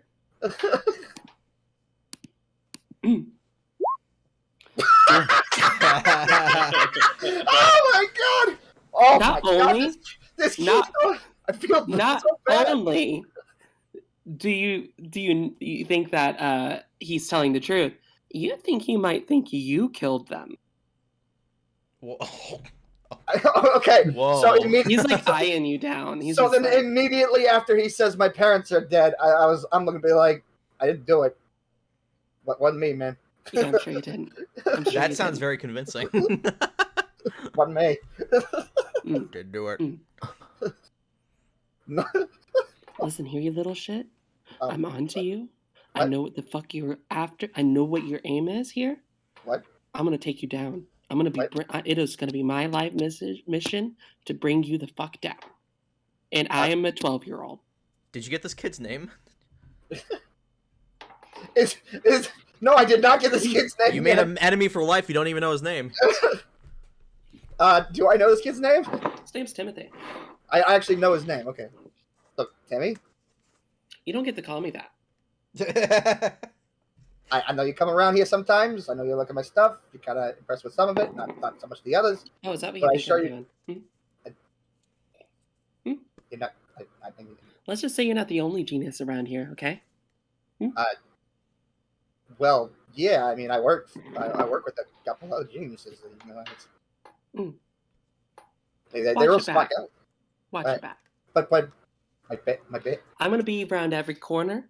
I'm gonna be behind any bush. I'm gonna be there. Anytime you think that you're safe and you let your guard down, boom, I'm gonna be there. I just want you to know. Come on, Numamon. And Numamon's just like, I don't know what's going on. And just they both like slink out. I'm gonna reload my weapon. Just on the same Better take side. care of this kid now before he gets the drop on you. That's the smart thing to do. Add Timothy to your shit. Mortal enemies Thank you. list. Well, yeah, essentially. You're gonna add. You're gonna go to your character sheet. You're going to go to your bio. God damn it. And you're going to go to your. I think it's ally. No, Allies and organizations.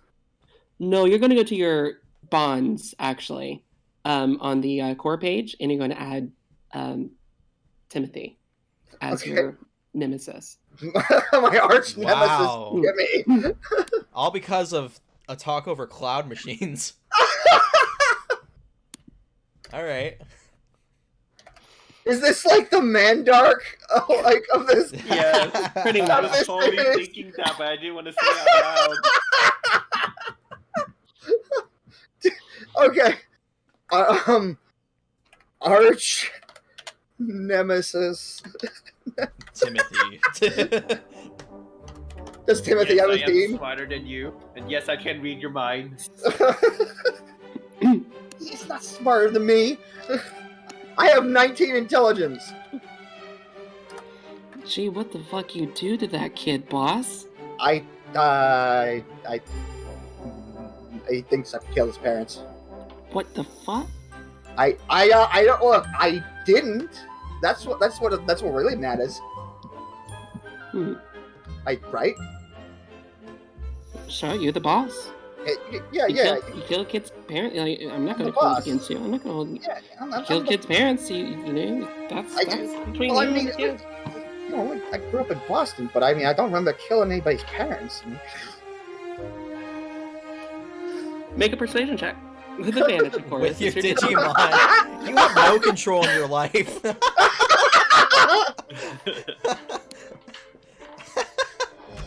You are a main character. That's pretty good. That's pretty good. There you go. That's pretty good. I look. I believe you, boss. I believe, but you gotta work on your people's skills so that he believes you too. Look, here's the thing. I don't even know if that kid's parents are really dead. Oh, I don't know. shocking. What if they aren't? What if he actually thinks that you killed him, but they're not dead, and like he like subconsciously like has painted this? I don't know. That kid honestly scared me more than any Digimon. That kid had a bit of an icy stare to him. I'm not gonna lie. Oh yeah, we got some red rum bullshit over there. Oh gosh, he said we gotta watch our back because like he knows what we're doing. What are we doing? Am I gonna have to kill kid? Is that where we're going with this? Like I already Look, reloaded my gun. If it comes to it, it comes to it. But like you know, we're not. Make a wisdom saving throw.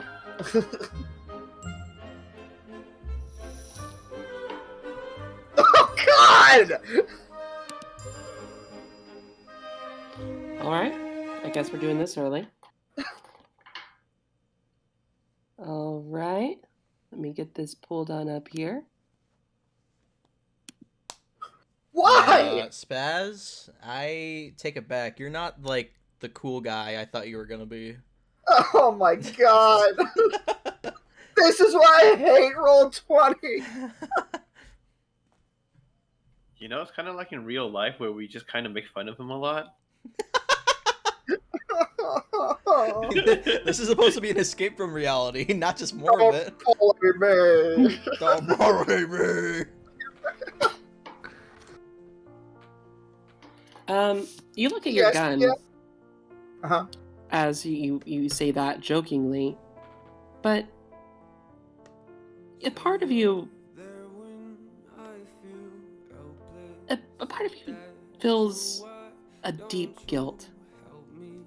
And you see yourself become encompassed in this massive fog. Ugh. And you find yourself back in your past, Non-flashbacks. in an alleyway, not far from the university, actually. Everything turns monochrome, and the smoke spreads far past the reaches of your view. The alley is foggy. It's cold, and now you're with your back to the wall. Don't be so uptight, kid. All I need is a few extra bites to get through the week. I'll pay you back. You see a stranger is slowly reaching for a knife at his side. He has no intentions on giving you anything back. Your hands are shaking. Your forehead is dripping. And, what do you want to do? I want to aim my... No, I don't want to aim my gun at him. It just sort of comes up. Yeah. The guy answers to your aim. You're just a kid. Don't want to do anything you're gonna regret, right? To which I don't know. How would you respond exactly? Would you kind of try to be a badass about it? It's up to you in Yeah. this moment. How did it happen? I guess the only thing that leaves my mouth is you can't regret everything.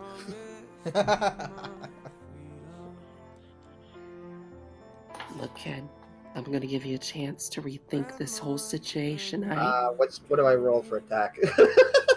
Yeah, go ahead. Do what you did before. Do with advantage. You go ahead and you can go ahead and finish first. What you were saying. No, that was just that. He's like, you can. He's gonna give me a chance to. Gonna give you one more chance to rethink this situation. But your finger's already on the trigger. Okay. And I'm just thinking to myself. Mhm.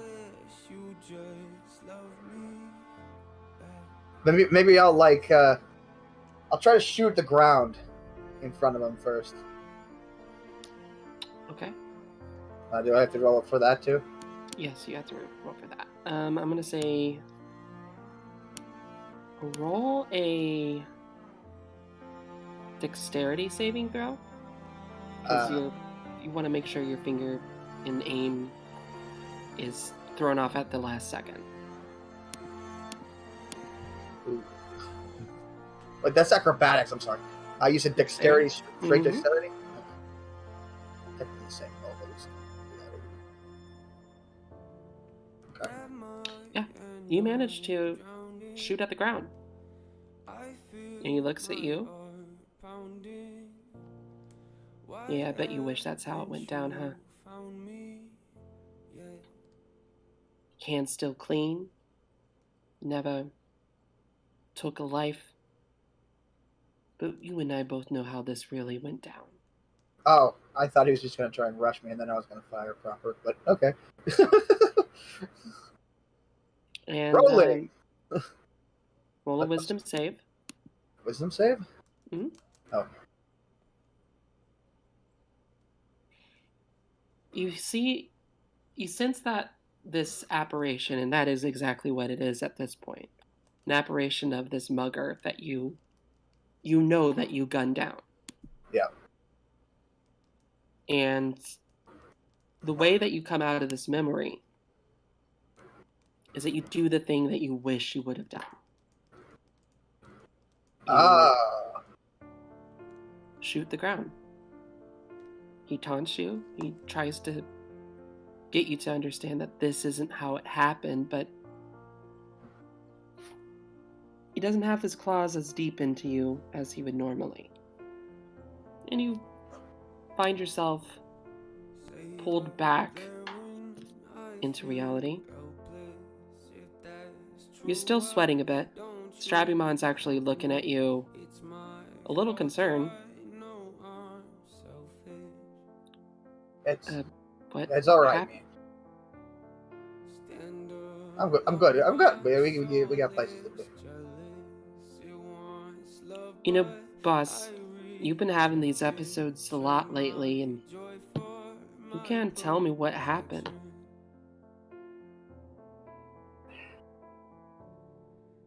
If you don't want to right now, if you're not ready, that's fine. But I'm not just your bouncer, okay? I am your friend.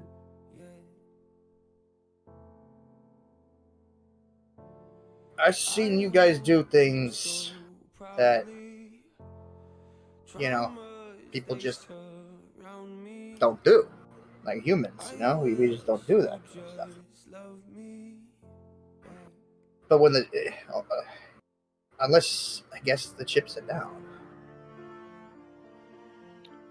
You know, the measure of a man, I don't think, is necessarily what they don't do or what they do, but the reaction to what those things that have happened or that they've done, what they do to make those things right. I don't know what you're dealing with. Maybe someday you'll tell me, and we can work together and make it right.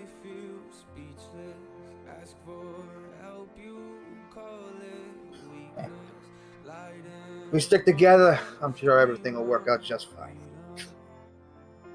But the Yankees still suck. A hot dog's still a fucking sandwich, Joe. And you guys make your way into the campus. You are in the building. It's like to the east of the campus that you just pulled through. Looks like it is applied sciences. What do you want to do? Are you just going to go find? Are you going to look around? Or what would you like to do? I'm in applied sciences. Let's take a quick look around. Okay. Is that a perception check or something? Yeah, make a perception check. See if you Looks anything interesting. Mm-hmm. Hey. Yeah, you definitely see a lot of really interesting projects. Scientists in one room looks like they are building something. It looks like it's still in its like metal frame stage of the whole thing, but it looks like it is like this giant circular device. It is connected to a host of computers. Several Digimon are monitoring. You see some teachers that you've worked with in the past. They look like they are pretty deep in their thought on how the project's like. Well, I mean, if we continue with the adamantium plating, I don't think it's going to be as conductive as the other materials that you've brought. But if this is to work, we have to make sure that all the materials are right. Just because it's more durable doesn't mean that it's actually going to work at a higher capacity. So do I actually hear this? Yeah, you hear this. I'll walk over, be like, have you tried Red Digizoid? Digizoid. Red Digizoid specifically. The red Digizoid. I figured that's a rare material. Yeah, Yeah, rare, but maybe effective. You're absolutely right. It's light. It's durable, and it is, of all things, it's more conductive. I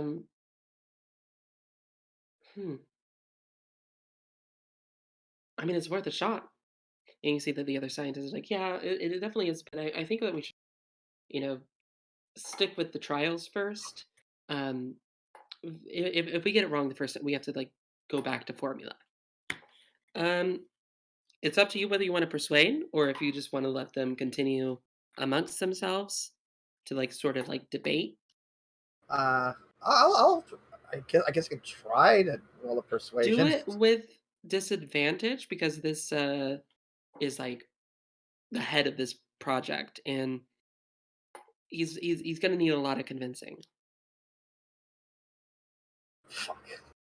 Oh well. You sense that you're gathering the right words and you're stringing the right words together in your head that like, oh, this is what I should say, and you know for a fact that if you could just string these words together in such a way that instantly they would be able to get to testing today. But when you open your mouth, you're just like, it's just word soup. It's just, yeah, well, if you mess with the bubble riders and He's just kind of like yeah. I'm sorry, what? so they're just kind of looking at me like, yeah, okay, kid. Yeah, they're just you want to try that again, kid? What were you saying? I'm not just definitely consider that red Digizoid might work for you. We'll mark it down. We'll mark it down. Red Digizoid. I mean, the kid, pretty smart. And you make your way out of the room. What do you? All right, so we were heading to go see a specific. Mhm. I Well, mean, you have two different people that you could see. did I You catch can anything else with that perception roll by any chance? with the perception roll. Yeah. That was the biggest thing because Okay. it was more obvious. As they Actually, were like talking out loud. what I'm going to ask them specifically. Well, what exactly are you guys working on? I mean, other than I don't know you need that kind of material, but what is it you're looking to work on? And go ahead and gonna do anything anyway. Ah, come on. Sorry, Frank is a little doubtful, but we think we've figured out a way to connect the digiworld back to the real world. We've been working on that for a long time. Yeah, and you laugh, but I think I've figured it out. Um, What's your name? oh, my name is Elroy. Elroy Jenkins. Can I set that up as a bond real quick? Yeah, go for it. Elroy Jenkins. Yeah, Dr. Elroy Jenkins. And it's like, Elroy Jenkins. mm, You're thinking of Leroy. Yeah, no, I know I was. I made it different. Um, and Elroy Jenkins like looks to his like supervisor and then looks back to you. Look, so what we know about the world is that it is entirely composed of coding, right? Data coding. Yeah.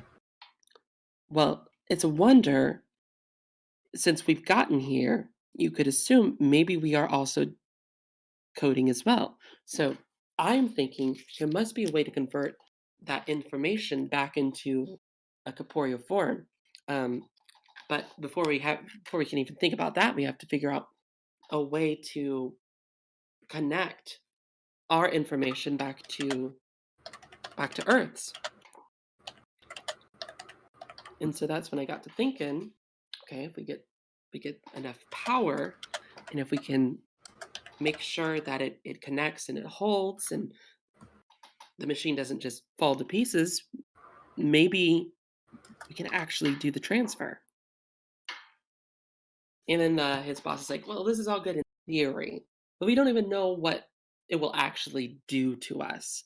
Because, like, once again, we're assuming that we're all data.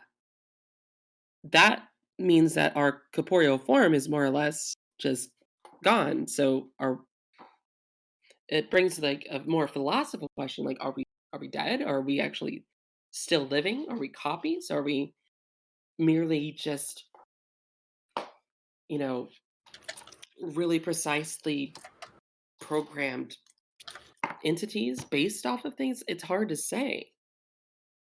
But if we are indeed trapped here, I don't know how this particular thing could actually have the capacity to transfer us back into a corporeal form. Well, in the end, just getting word back to the regular world might be enough of a start. See if you guys can't drum up enough power using different Digizoid metals, and see if the conduction's solid enough. You guys might be able to at least push a data packet through the barrier to the real world. Maybe we can at least let somebody know we're here. You see that Elroy is listening, but the supervisor has like rolled his eyes and is just completely shut down and isn't receptive on that 10 persuasion. Like he's hearing you out. He's giving you the courtesy of hearing you out, and he's going to jot down the notes, but he doesn't feel particularly beholden to you at this point. Right. And you get the sense that he's just kind of done.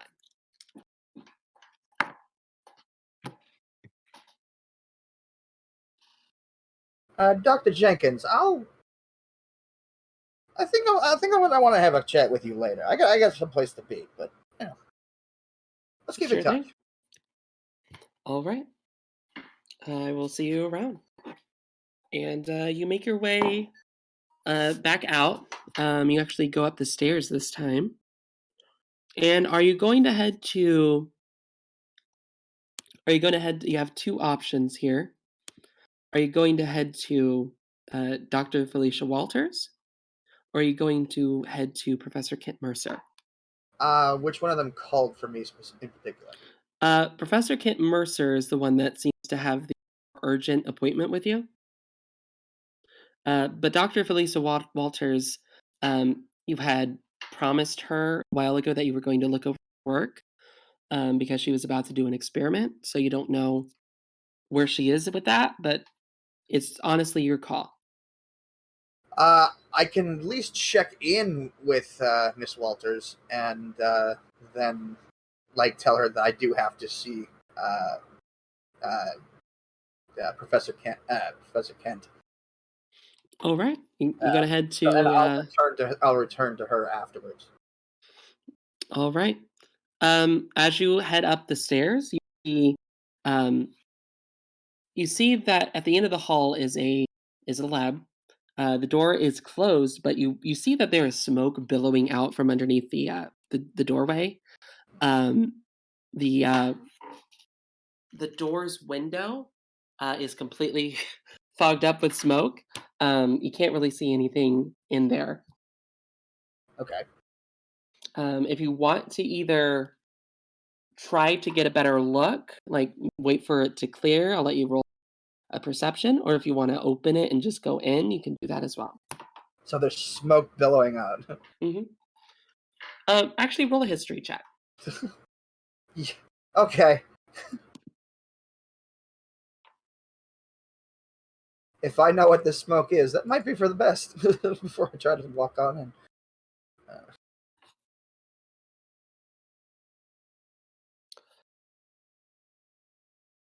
Not only have you never seen a reaction like this before, you feel like it's somehow your fault.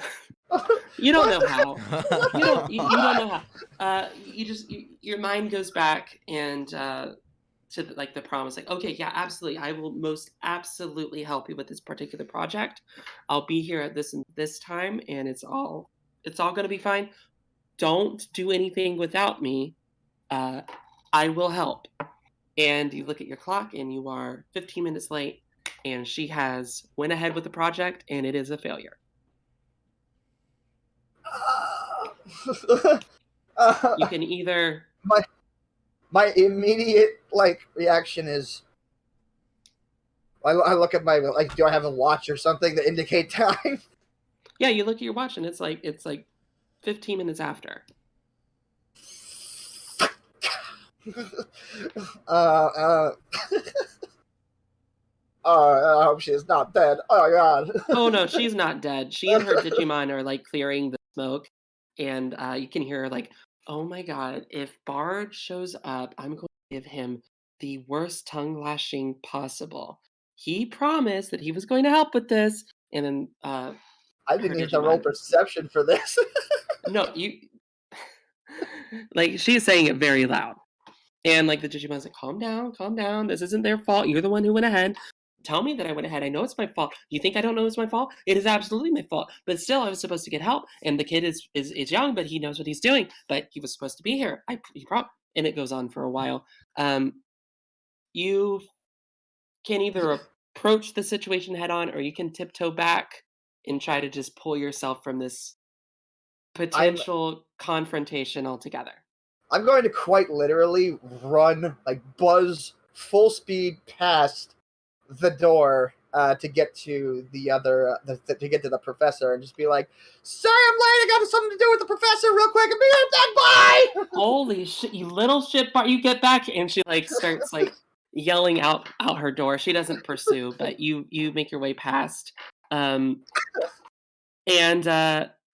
roll a. You definitely weren't being stealthy. Roll a dexterity save to make sure you don't like trip over yourself in this run. Okay. Because you are booking it. All right. Yeah, So, you're good. Drak, you are recording these rolls as well, right? Yeah, everything on screen. So every single one of these nat ones that come up for me alone. Yeah, I mean, you're the Nat 1 connoisseur.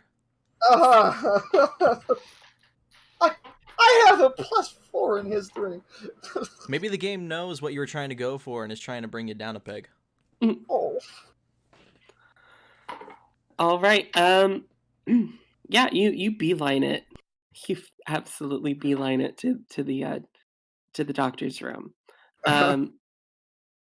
You find yourself in a similar kind of lab, but instead of billows of smoke, it is quite clear, so that's a good sign. And instead of where a chalkboard would be, you see like a giant flat screen with lines and lines of code running, not binary, just flat out like programming codes, just like running down the screen. And you see that there's the professor hunched near the bottom, carefully studying it. Professor Kent Mercer is an elderly gentleman, looking to be about in his 60s. He has leafy green hair. He has like a brown newsboy hat that covers the balding at the center of his head. He's wearing a large lab coat, has thick bottle glasses, and he looks at you and is like, "Oh, my boy, come. I've just verified the world-shattering theory." Oh my god, he's Dr. Wily. He motions for you to come in. Are you going to oblige, or are you just going to stay outside? I'll come in, it's fine. Yeah. You do so, and he begins to explain. I've run hundreds of thousands of simulations since we were marooned here, and they were finally yielded results. I love this character. And Hello, Mega Man. And Mrs. Mega Man. He nods his head as though he's just assuming that you're following him. And he continues. Oh, you also remember the strands of data you showed before the dissipation, ja? Yeah. Oh, you had a bit of an accent there for a second. No, it's so fine. That's fine. Don't worry about it. It's flattering. Okay. It looks as if the very strands of that mutated code those many, many years ago were destined to repeat, or rather, programmed. There have been multiple simulations that seem to indicate another integration event in the future. And yes, it's not a matter of if, young Maxwell, but when.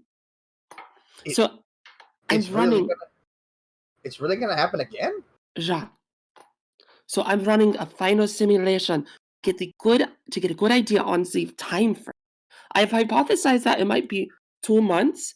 The signs seem indicative of such a claim, but these simulations will hopefully prove my hypothesis and allow it to give way to theory.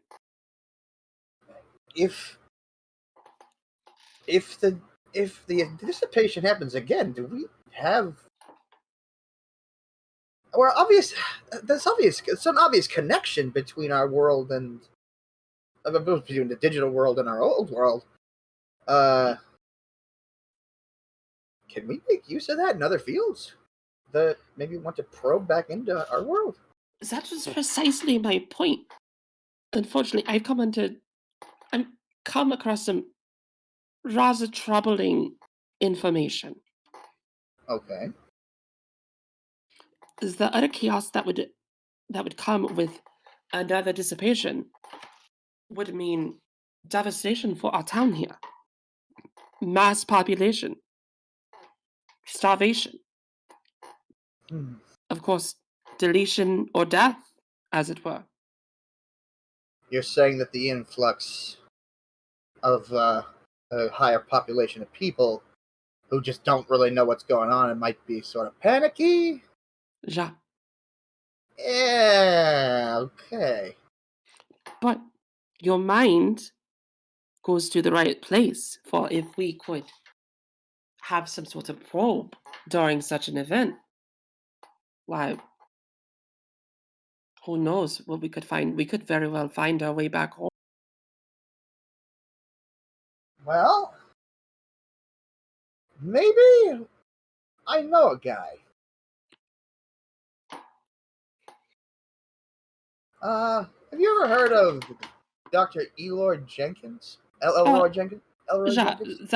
that mundane scientist on the first floor, yeah. I might have put some ideas in his head. Intriguing. And as he's thinking and waiting for you to continue, you hear... If I can get that sound effect pulled up. You hear... Let me just pull this over here.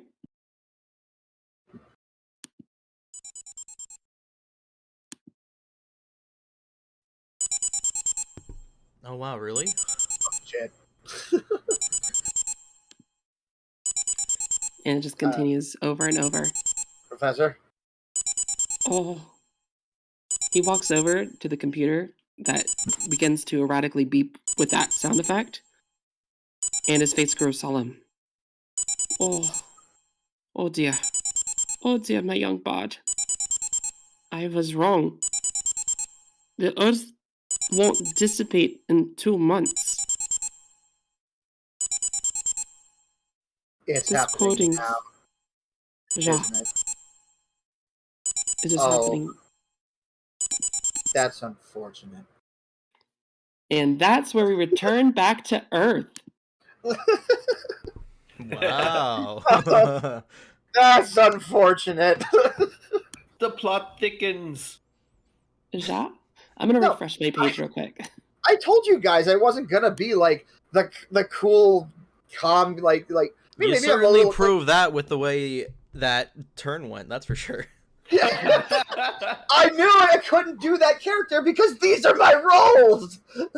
So I guess what you were trying to say all along was that you wanted to compensate for how Badly terrible I you were rolled. gonna be. All right, are we Yes, ready to continue? precisely. Yes. All right, lay it on us, DM. All right. We return back to Earth in a sharp cut to the inside of a small campus somewhere in San Francisco. We zoom in towards the school like a bird diving towards prey, pushing past the doorway, soaring through the halls, and turning left into a large yet nearly empty classroom. It is here we see 4 students, their books out, opened about halfway through, and there are papers and pens in a pile. A few rows in the back, we see Joshua Chan, scribbling down some cosplay ideas and occasionally looking off outside into the window, through the window. You are pulled from the serene outside view by the sound of your text alerts going off.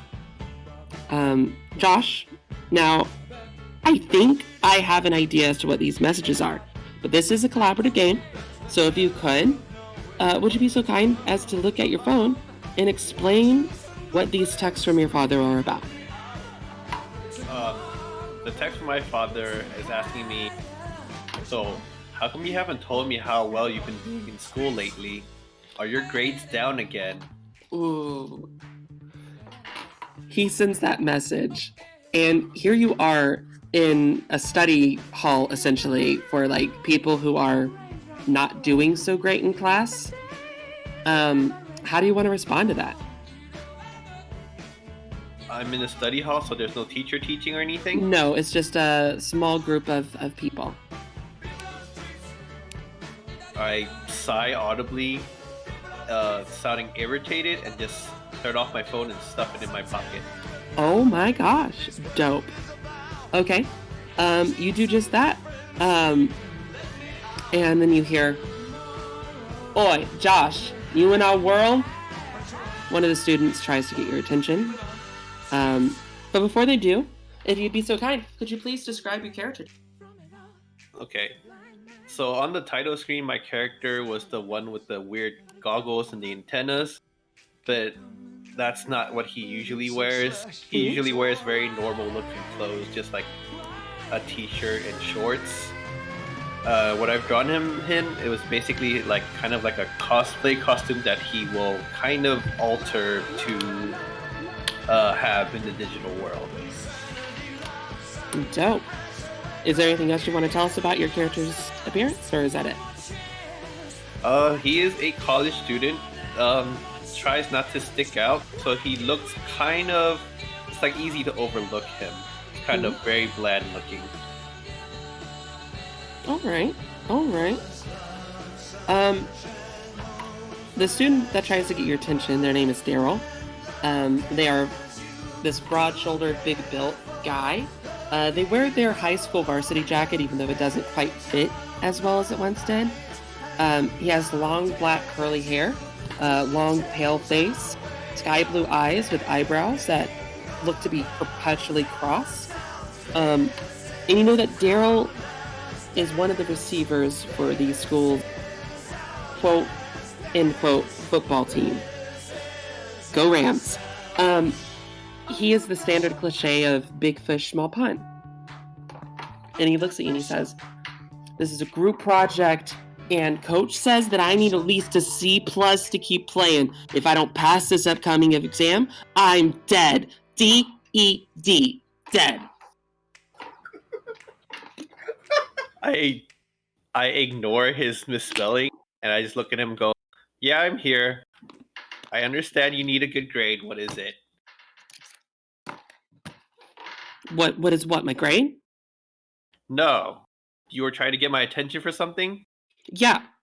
Why don't you let me look at your paper? Underneath my cosplay notes are some of my notes from class, and I hand that to him. Make a dexterity save.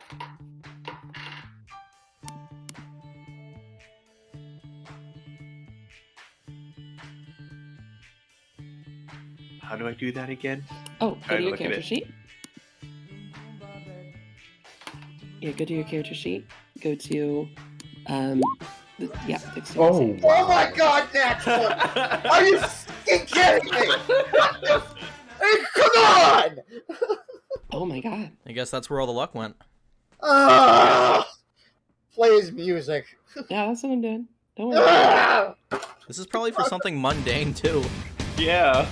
You see that this brew That's my is like music. about to reach and snatch up your sketchbook, thinking that it's notes, and you're able to just sort of like pull your book back, like step out of the way in like such a way that's almost like a matrix like dodge, and like you duck underneath him and find yourself like moving to like behind him, and you're like right at his ear. You want to like say something to him in the midst of all this mess.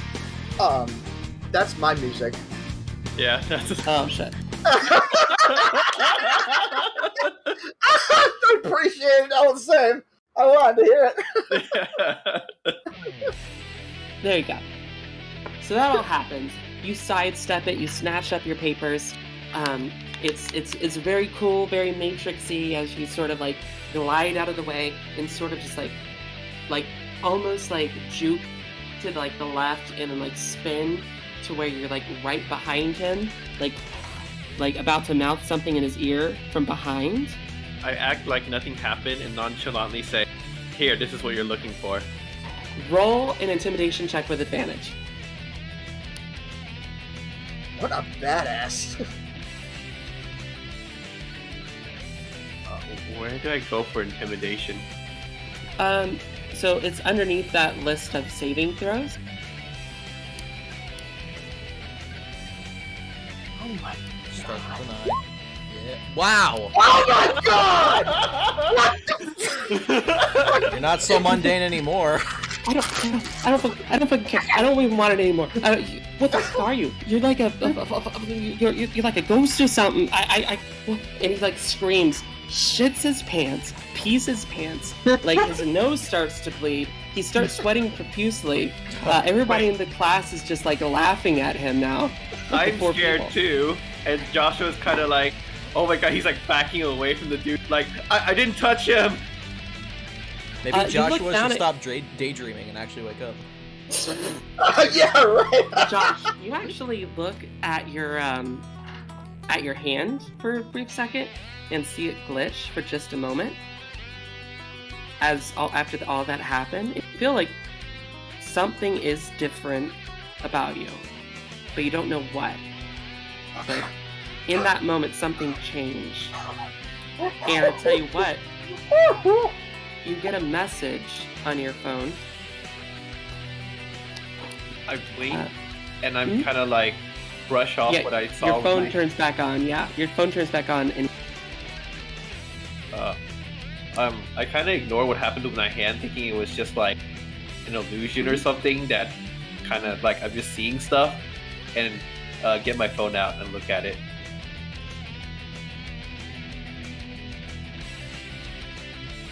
you get a message saying, "That'll show him." And then another message, "No one's gonna bully my friend." Oh. Is it coming from a text or? Coming from a text, unknown number. Oh my god! And then you see your phone is glowing, and you see, like, for a brief second, an image of this chibi white creature of some sort. Very cute, smiles back at you for a brief second, and then goes, shh. And then the phone turns back off.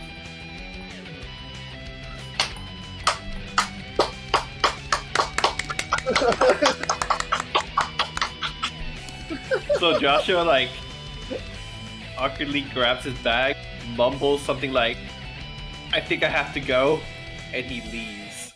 He grabs his bag, and his books, and he leaves. Yeah, and you push this big palooka out of the way as he's like poop shuffling out towards the door to make sure that nothing comes out, because he absolutely 100% pooped his pants, like instantly. I'm so fucking done. And he's in tears, and you can tell that this guy is going to be scarred for a while. And you make your way out. Do you have a car? Yes, I drive to school from home. Okay. Awesome. You gonna be driving home, or are you going somewhere else? Let's see. I will head to a fast food joint just off campus. All right. You make your way to a fast food joint off campus. It's called the Belly Buster. They serve like what they smell. They sell smash burgers. Very good. And let me go ahead and turn this music off for a second. Oh my god! Double dose of hype there.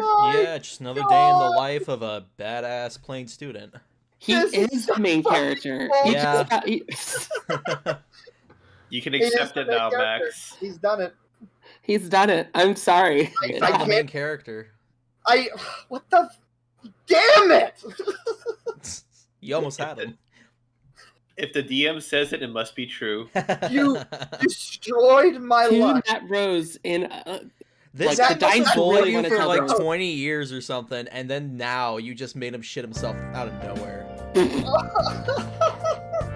I never expected my character to do anything like this in real life. Yeah. God help me.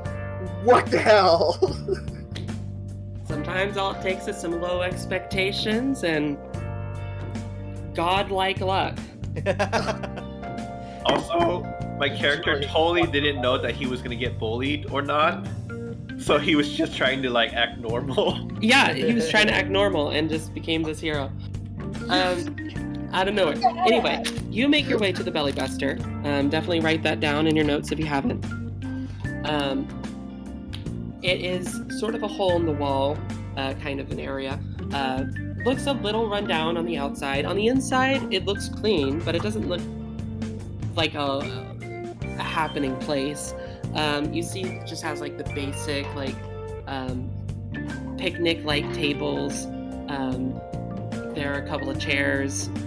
It doesn't look like it's terribly busy at the moment, but you do see that one of your friends is in the seat to the far back of the building. I go and order some food first before I go join them. Thank you for coming to Belly Busters. What can we bust your belly with, sir? I'll have the number 1 combo. All right, number 1. Do we have pepper jack? We don't have pepper jack. Is American cheese? He wants American cheese. Yeah, cool. All right. I like how making that guy shit himself is nothing. He just wants a burger. Yeah. He literally does not care about anything. Oh. Would you like fries with that, sir? Yeah, that's part of the combo, right? Sir. Why is this funny? Because of what just happened. You're asking about if fries come with a combo after making a guy shit himself to death.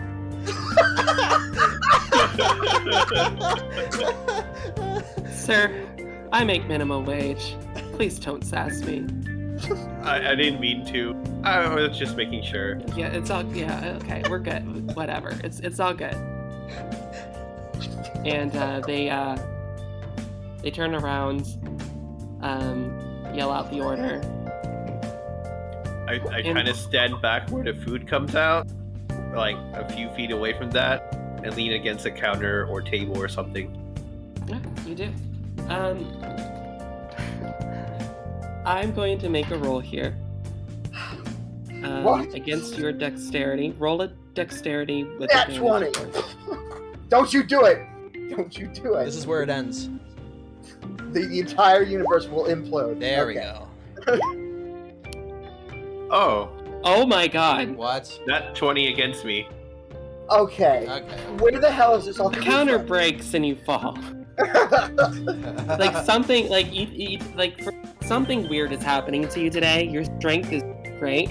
You go to lean on the counter and it breaks, like it just shatters like it's peanut brittle as you just fall to the floor. I'm gonna roll 1d4 and that's going to be how much damage you take.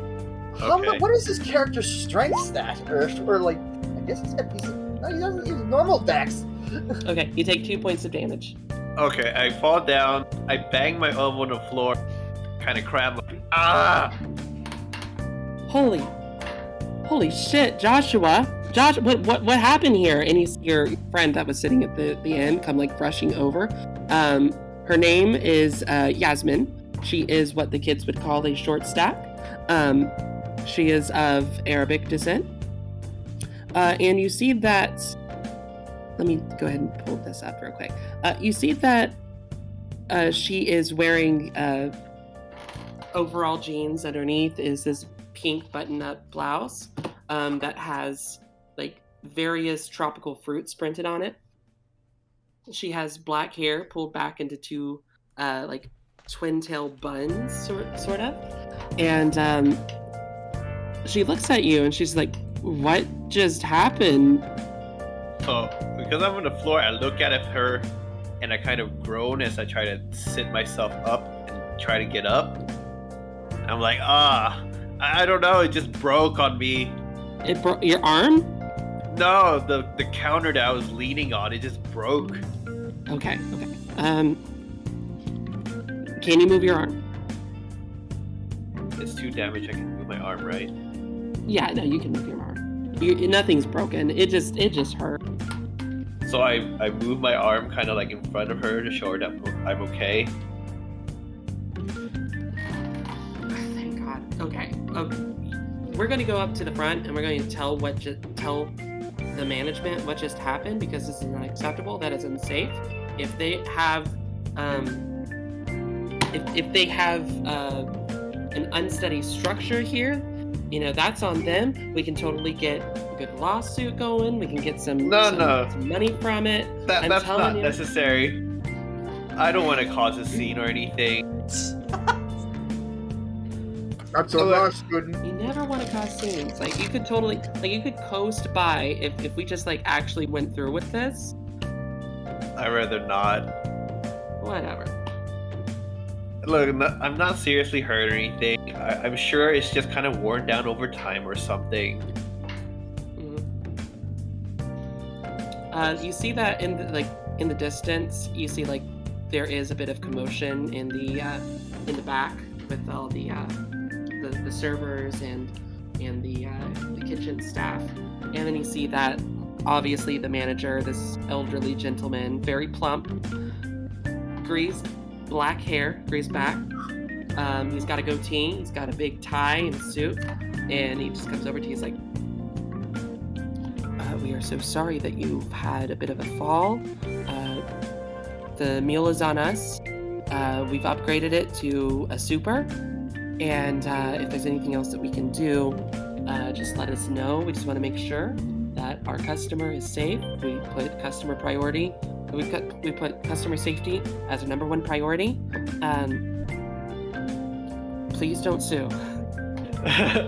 He's looking and blinking at this manager. He half expected the manager to blame him like a cop would blame a kid for doing like a suspicious kid or something. And he's like, thank you. Thank goodness. Okay. If there's anything else that you need before you leave today, it is on the house. Hey, I don't know what happened. Yasmin, are you hungry? Do you want anything else? Hell yeah. I could always eat. What are you talking about? Yeah, I want a number 5. I want a number 5. That takes a half hour to I want number 5. No, I want a number 5, and I also want her cheesecake. Yeah, please get her that, please. Absolutely. We will expedite it. No. I don't need it expedited. I don't have anywhere to be. Ma'am, we're closing in 20 minutes. Doesn't matter.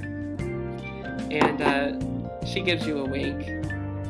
It's not actually going to take 30 minutes. They just try to give you that buffer time, try to it's going to take 30 minutes. That way it gives them some room to screw around before they finish the meal. I know how this place works. It's all good. And she goes back to her seat. No, Yasmin! What? I sigh audibly and I kind of rub my face and I'm turning red from embarrassment. It's just that I don't want to keep them late. They don't deserve that. They're not going to be staying late. They're just saying that. It's all good. All right. It takes 30 minutes.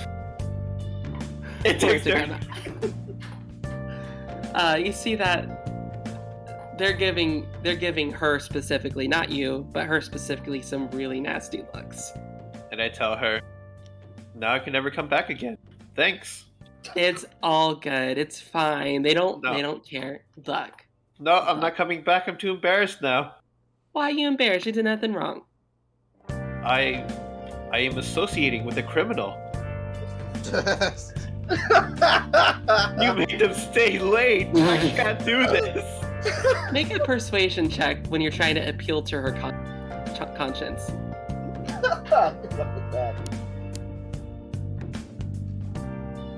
Nat 20. Very close. Oh my You're god. right. I'm gonna make this right. Okay. And she goes up to the staff, and she gets into her purse, fishes around a bit. I'm sorry that I did that. I thought it was funny. It clearly wasn't. I should be sensitive to your guys' time. And she leaves them $500 tip. Wow. Okay, I wait till she comes back and I'm like, where do you have so much money from? OnlyFans, bitch. What are you talking about? Everyone's doing it. I use this, and she motions to her body. I sigh audibly and I'm like, of course. Should have known than to ask. Don't be a prude, okay? No, I'm not kink shaming anyone. I just should have known. Should have known. All right, we got our food right. Let's get out of here so they can clean up. Fine, and you guys bolt. Is there a particular place that you want to go to? Back on campus, there's probably like some sitting areas just outside. We'll probably sit there and eat. Yeah, you find a very lovely place in the shade outside the campus on the campus grounds. It's pretty. It's not secluded, but like there aren't a lot of people around, and most of the people are like on the field, like playing like various like games of like Nerf guns. Some people are LARPing in the distance, she continues eating her food, and she's like, did you hear about that convention coming up in a couple? Yeah, I have my costume that I'm working on in my bag right now. Still trying to put the finishing touches on it. Oh wow, can I see? It's not done yet. You're not gonna even give me a little peek? Well, you already know the character that I'm doing, so you already know what it's gonna look like. Well, I haven't told you what I'm going as, so... Yeah, and I'll look forward to it. It's crippling depression. Crippling depression? I'm going as crippling depression personified. Is that a character that I never heard of before? No, I'm going to wear a giant mirror, like, in front of me, and I'm going to walk up to other cosplayers and be like, I'm crippling depression, and make them look themselves in the eye. Why do we even hang out again? You love me. Do I really? Come on now. You're my best friend. Since when? Since childhood? This is where the friendship breaks off, huh?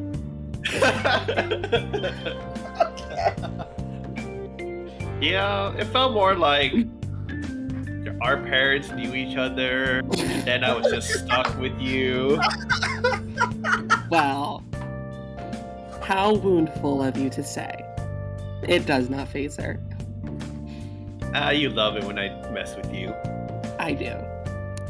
I need to see a little bit more of that, like, more of that, like, cynicism. Like, that's what I feed off of. I don't know what's wrong with you. Why are you powered by cynicism? Don't kink shame. I'm just curious. No, don't kink shame. It actually turns me on. Misery inflicts an exceptional bliss in me. I look visibly uncomfortable. I love it when you do that. Adult? Isn't this an anime? I swear to God, I've seen this before. This is an adult. Have you turned your phone back on since picking up food? Not turn it off, just like turn the screen off, I meant. Oh, you turned the screen on? Or off, sorry. You turned the screen off. So it can still make noise or whatever. Mm-hmm.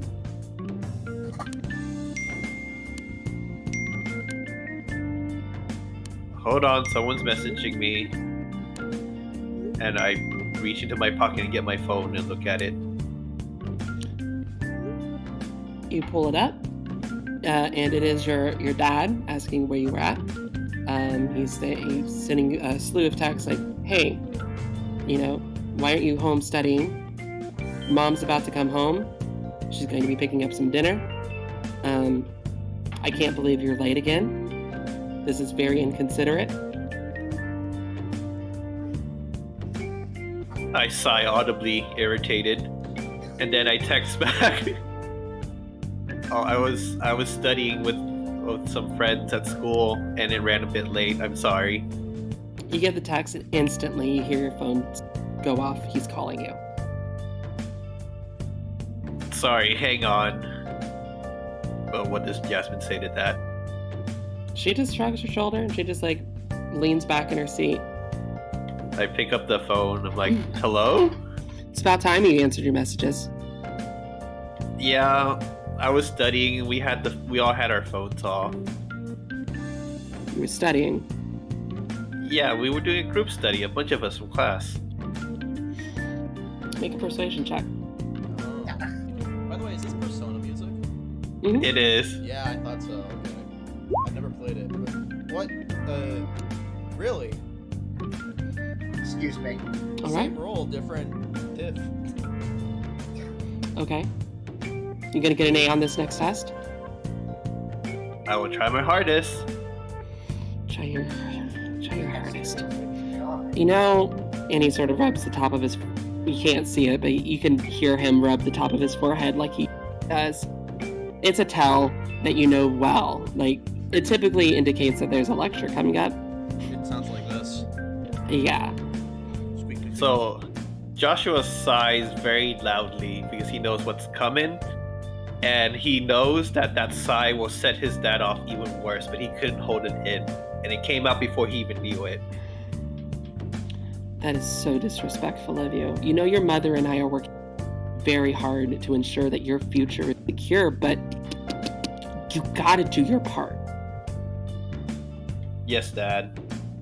So, when you say you're gonna try, trying is for complacent children. You understand that, right? I understand. Okay, because people who are content with living paycheck to paycheck are those who are just going to try. Okay. Your mother and I have tried to let you make your own mistakes. And, you took that year off, you dropped some extra classes, but your GPA still hasn't been exciting. I will correct them. Please see to it. If you want anything in this life, you're going to have to work hard and give up certain things. That's part of growing up. I understand, Dad. When are you heading home? In a few minutes. Okay. Your mother's going to be picking up dinner. Have you eaten already? Yeah, a little bit. God damn it. We were all snacking a little bit while we studied. Just get home as soon as you can, okay? Okay, Dad.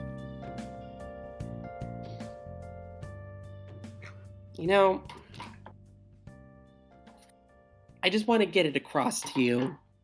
First of all, I love you. But in our early years in life, you feel like you can do everything. You feel like you can do anything. You have all these spinning plates that are being balanced, and when you're young, you feel as if you can act. Dad, not the spinning plate thing again. I'm just saying, you used to love the spinning plates. But, Dad, come on. All I'm saying is once you grow older, it starts to get a little harder to balance plates, and then you realize you're starting to slip. And then you realize you have to drop something.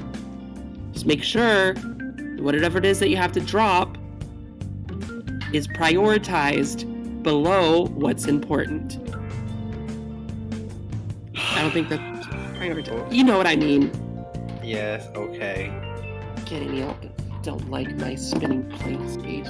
Right, get home, okay? Yes, sir. Love you, bye.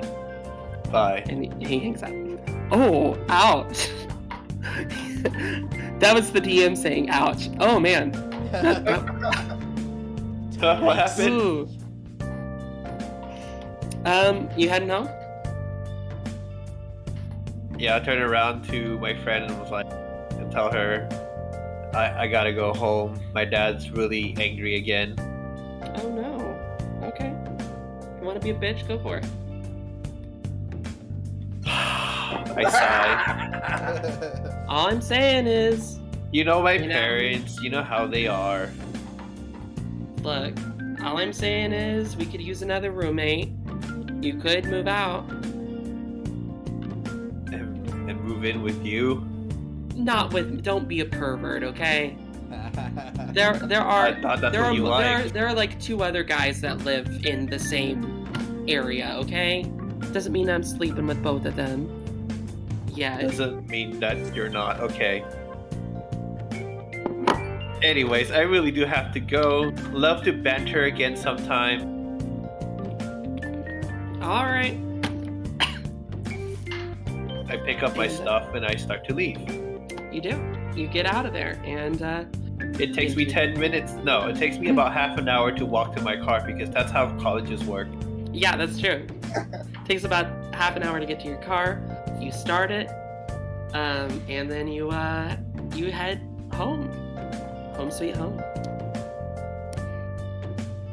And you are in the drive, and it is a by no means a humble house. It has 2 stories. It's relatively large, not a mansion, but definitely upper middle. It is painted white.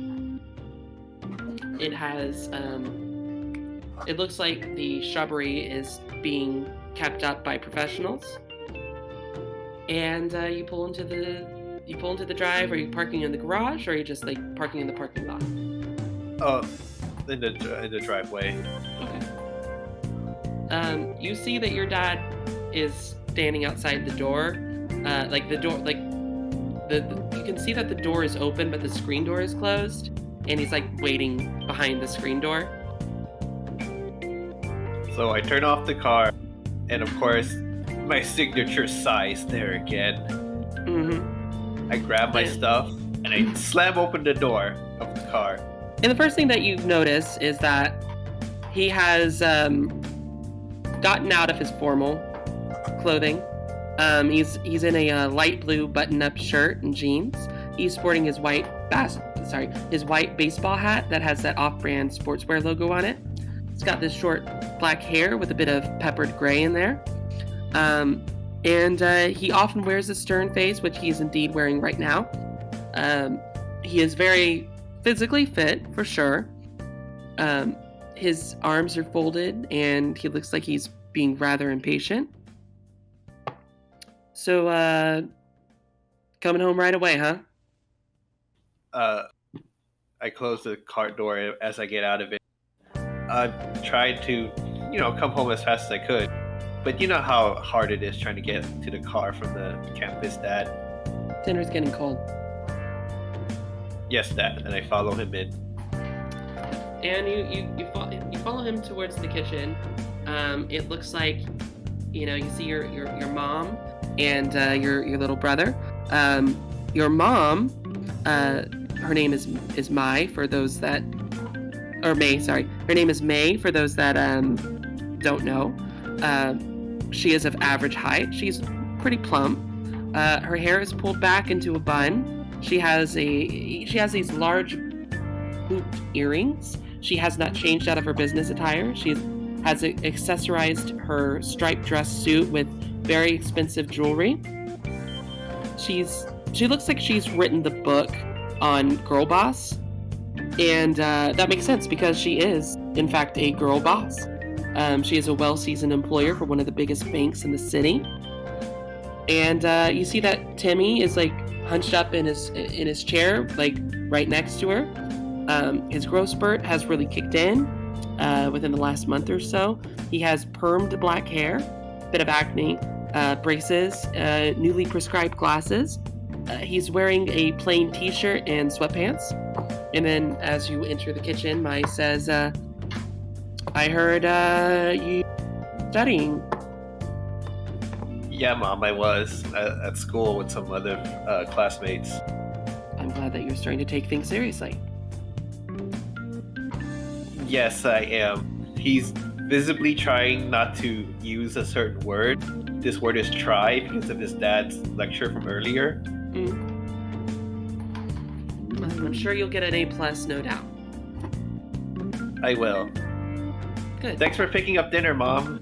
Absolutely. You know, there was a bit of a sale happening, so I wanted to pass that. You know, Eric wanted to not have to cook tonight, so here we go. And you have quite a spread. It looks like it is some of the famous chicken from a joint nearby. I sit down next to my little brother. Hey, big bro. How you doing? I'm studying hard, you know. That's good. How was school? Oh, great. I got another A. There you go. I always knew you were smarter than me. That's not funny. Why not? Because you don't get it. You just don't. You don't. Sorry. I mean that you're a smart kid. I'm trying to compliment you, that's all. Make a persuasion check. Oh, another 17 coming up. Here we go. Nope. Finally. He goes, Mom, this is bullshit. And she's like, watch your language. And he just like gets up, storms off, and goes to his room. Did you really have to pester him like that? I didn't mean to. He's trying really hard, unlike some people, okay? He's actually putting his all into this. He's taking his grades seriously. He wants big brother's approval, and then you just go and you make fun of him? I wasn't trying to. I was trying to Well, that's how compliment. he saw it. Okay. I'm sorry. It was a hard day at work. Of course, you didn't mean to do that. I'm sorry. Eat before it gets even colder. Okay. It's obviously not okay, but he just awkwardly kind of chews his food in silence. And she clocks it, and she's like,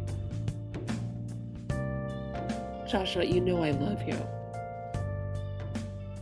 I know. I just want the best for you. Your father is the same. I just want you to be successful. I don't want you to have to, like, struggle your way through life. Yeah. Dinner's pretty quiet after that point on. And everybody finishes their food, they put their plates up, and one by one, you know, the remaining, well, mom and dad, both separately, like, leave the table. You were there. What do you want to do? What do you want to do? Oh, I'm probably stuck washing the dishes. Oh wait, it was takeout, right? So there's no dishes? It was takeout. Okay, so I go back up to my room. All right. You do just that. You head to your room, and your room is pretty homey. You know, you got your standard bed. It's got a window out of it. It's on the smaller side. It's carpeted it's cream-colored carpet. And there's the desk center of the room, like right in front of, like, the window, and that's where all your books and things are. To the other side, like, of the wall, you see that there's another desk, and that's where your computer is, where your game system, where your TV all are. It's like right, like, across from your bed, so like you could sit in your bed and play video games. You see that there are some action figures, some fully posable collectibles that are on your shelf walls that indicate anime and conventions and video game characters. You just sort of sit in the bed, and as you're looking at all this stuff, is there anything going through your head? Today was such a weird day. It was a very weird day. I accidentally bullied a bully. You pulled a reverse trap on a bully. Yeah. Yeah. Oh my god. Yeah, it's definitely been a weird day. Make You're starting Make to another realize that you perception. hate your best friend. More like I'm starting to realize how weird she is, and I think she's hitting on me. Yeah, I was gonna say, color me bad judgment, but there felt like some tension there. No, but you don't stick your what in crazy, okay? It's crazy, I can't deny that.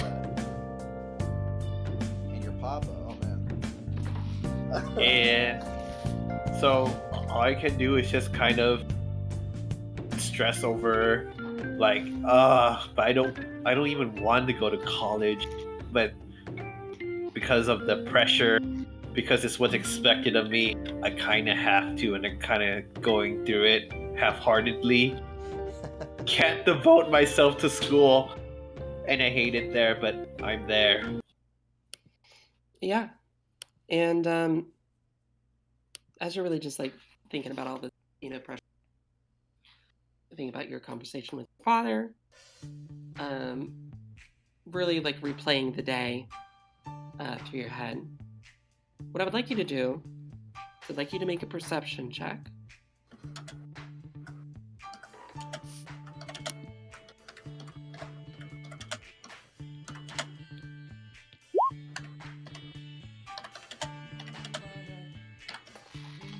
All right, on a 12, you definitely clock that there is some sort of figure looking through the other side of your computer screen.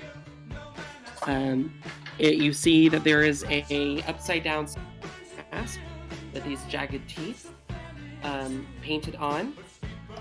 You see that there is this massive grin from ear to ear from behind the mask, and reveals a toothy maw behind it. You can see a tongue sort of roll out.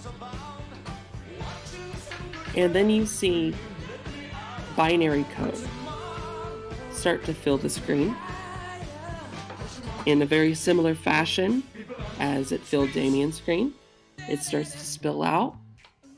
It starts to make its way towards you. And then It's already coming out of the screen? Yep, it's already coming out of the screen. Is there anything you want to do? I will scream and kind of scramble backwards in my bed. When you go out to scream, all that comes out is an internet dial-up sound Coming at him? out of his mouth. Wow. I back up really fast and I hit my head against the backboard or the wall, whatever's behind me. Make a Constitution saving throw.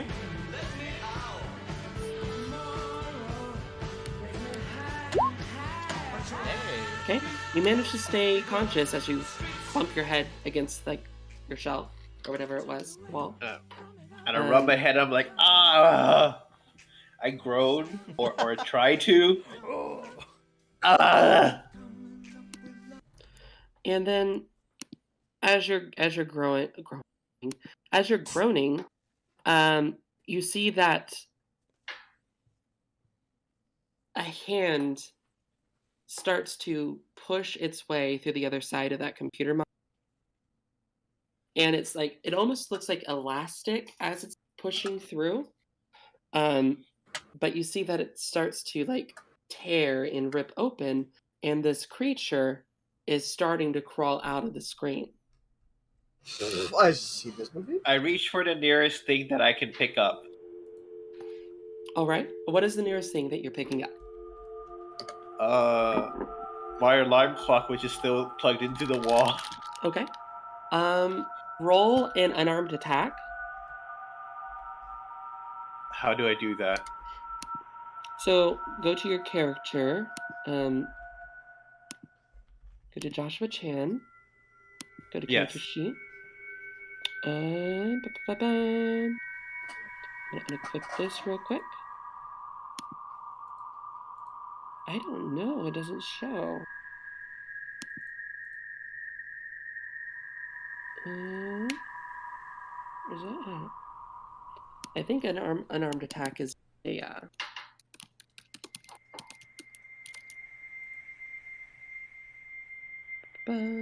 roll a d20 and roll your strength. Or no, add your dexterity because you're roll a flat d20 and then add your dexterity modifier.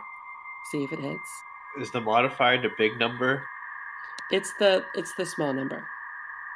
Oh, it's an 11. Okay. No. Like the small, like the value small, not like the quantity. Or shit. Yeah, it's the big number. Sorry. Oh, it's a big bold number that says 0. Got it. Oh shit. Okay. So just a flat dexterity check. Wow. Okay. I remember to unplug it by pulling on the cord before throwing it. You know, Spaz, I think he really is the main character. Shut up. Shut up. You Shut know up. something. I'm the character. It's 17 beats of 14. That is Roll a 1d4 damage. I'm the main Oh. character.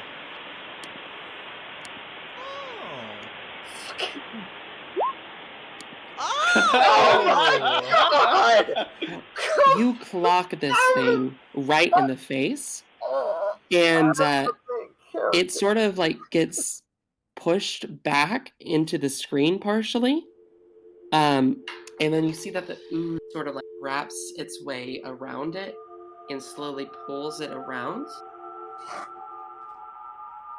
And like sort of pulls it through, pulls it back through into the monitor. But you look down and you see that a little splotch of black is on your foot. Using my hands, and panically, I try to kind of scrape it off of my foot. As you do, you notice that like it just sort of spreads and like the mass disperses. Like so, like when you try to like rub it off, you would expect like, oh, it's just gonna smear off. But no, like whatever portion of your foot that was gets sort of displaced as you like push it off, as your foot becomes more pliable.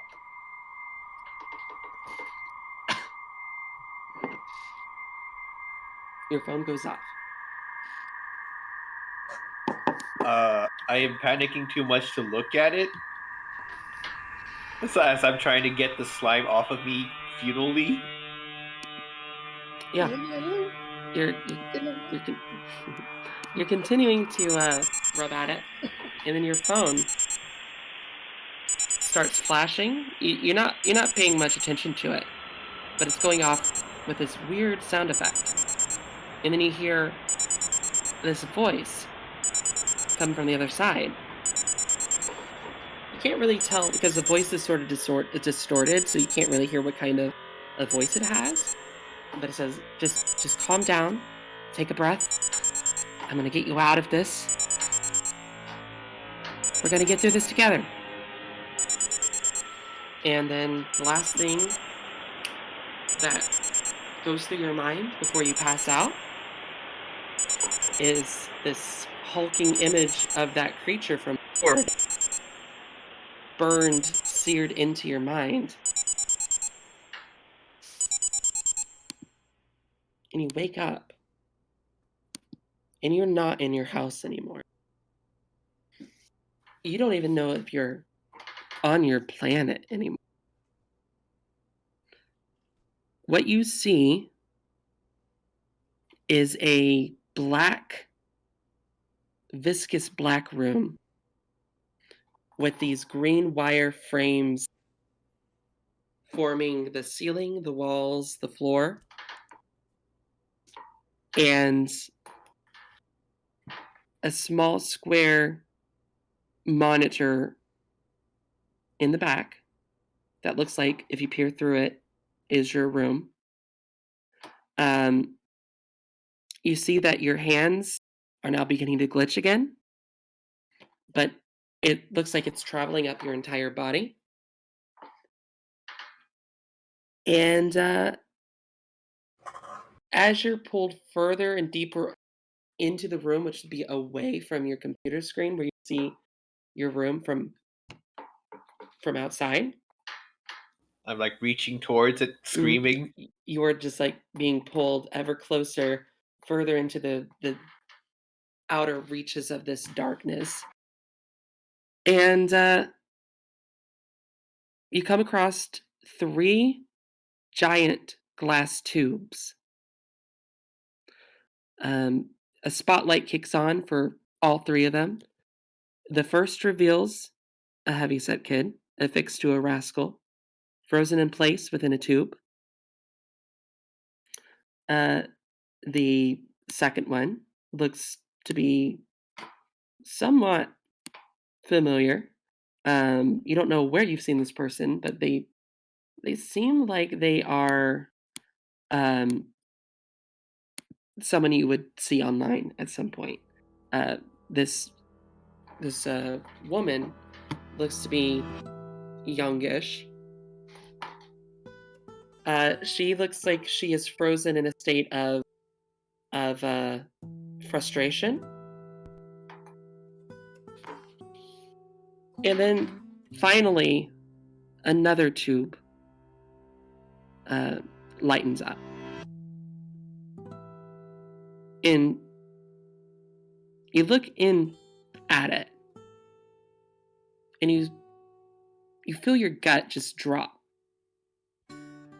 Because you're looking at an exact copy of yourself. And then you go unconscious again, and that's where we're going to end the session. That was nearly perfectly timed. Did you time your narration with the music? That was very I just close. did the best I can. Yeah, it was awesome. It was amazing. Alright, thank you. Come on, everybody. We're supposed to do the slow clap Clapping thing. doesn't translate very well through microphones, unfortunately. Yeah. And I'm pushed to talk, so I can't really clap while pushing the button. Ugh. But That was dope, guys. Yeah, I that would was clap awesome. for you if I could. You're supposed to have a headset on. I'm sorry if I talked too much. What are you talking about?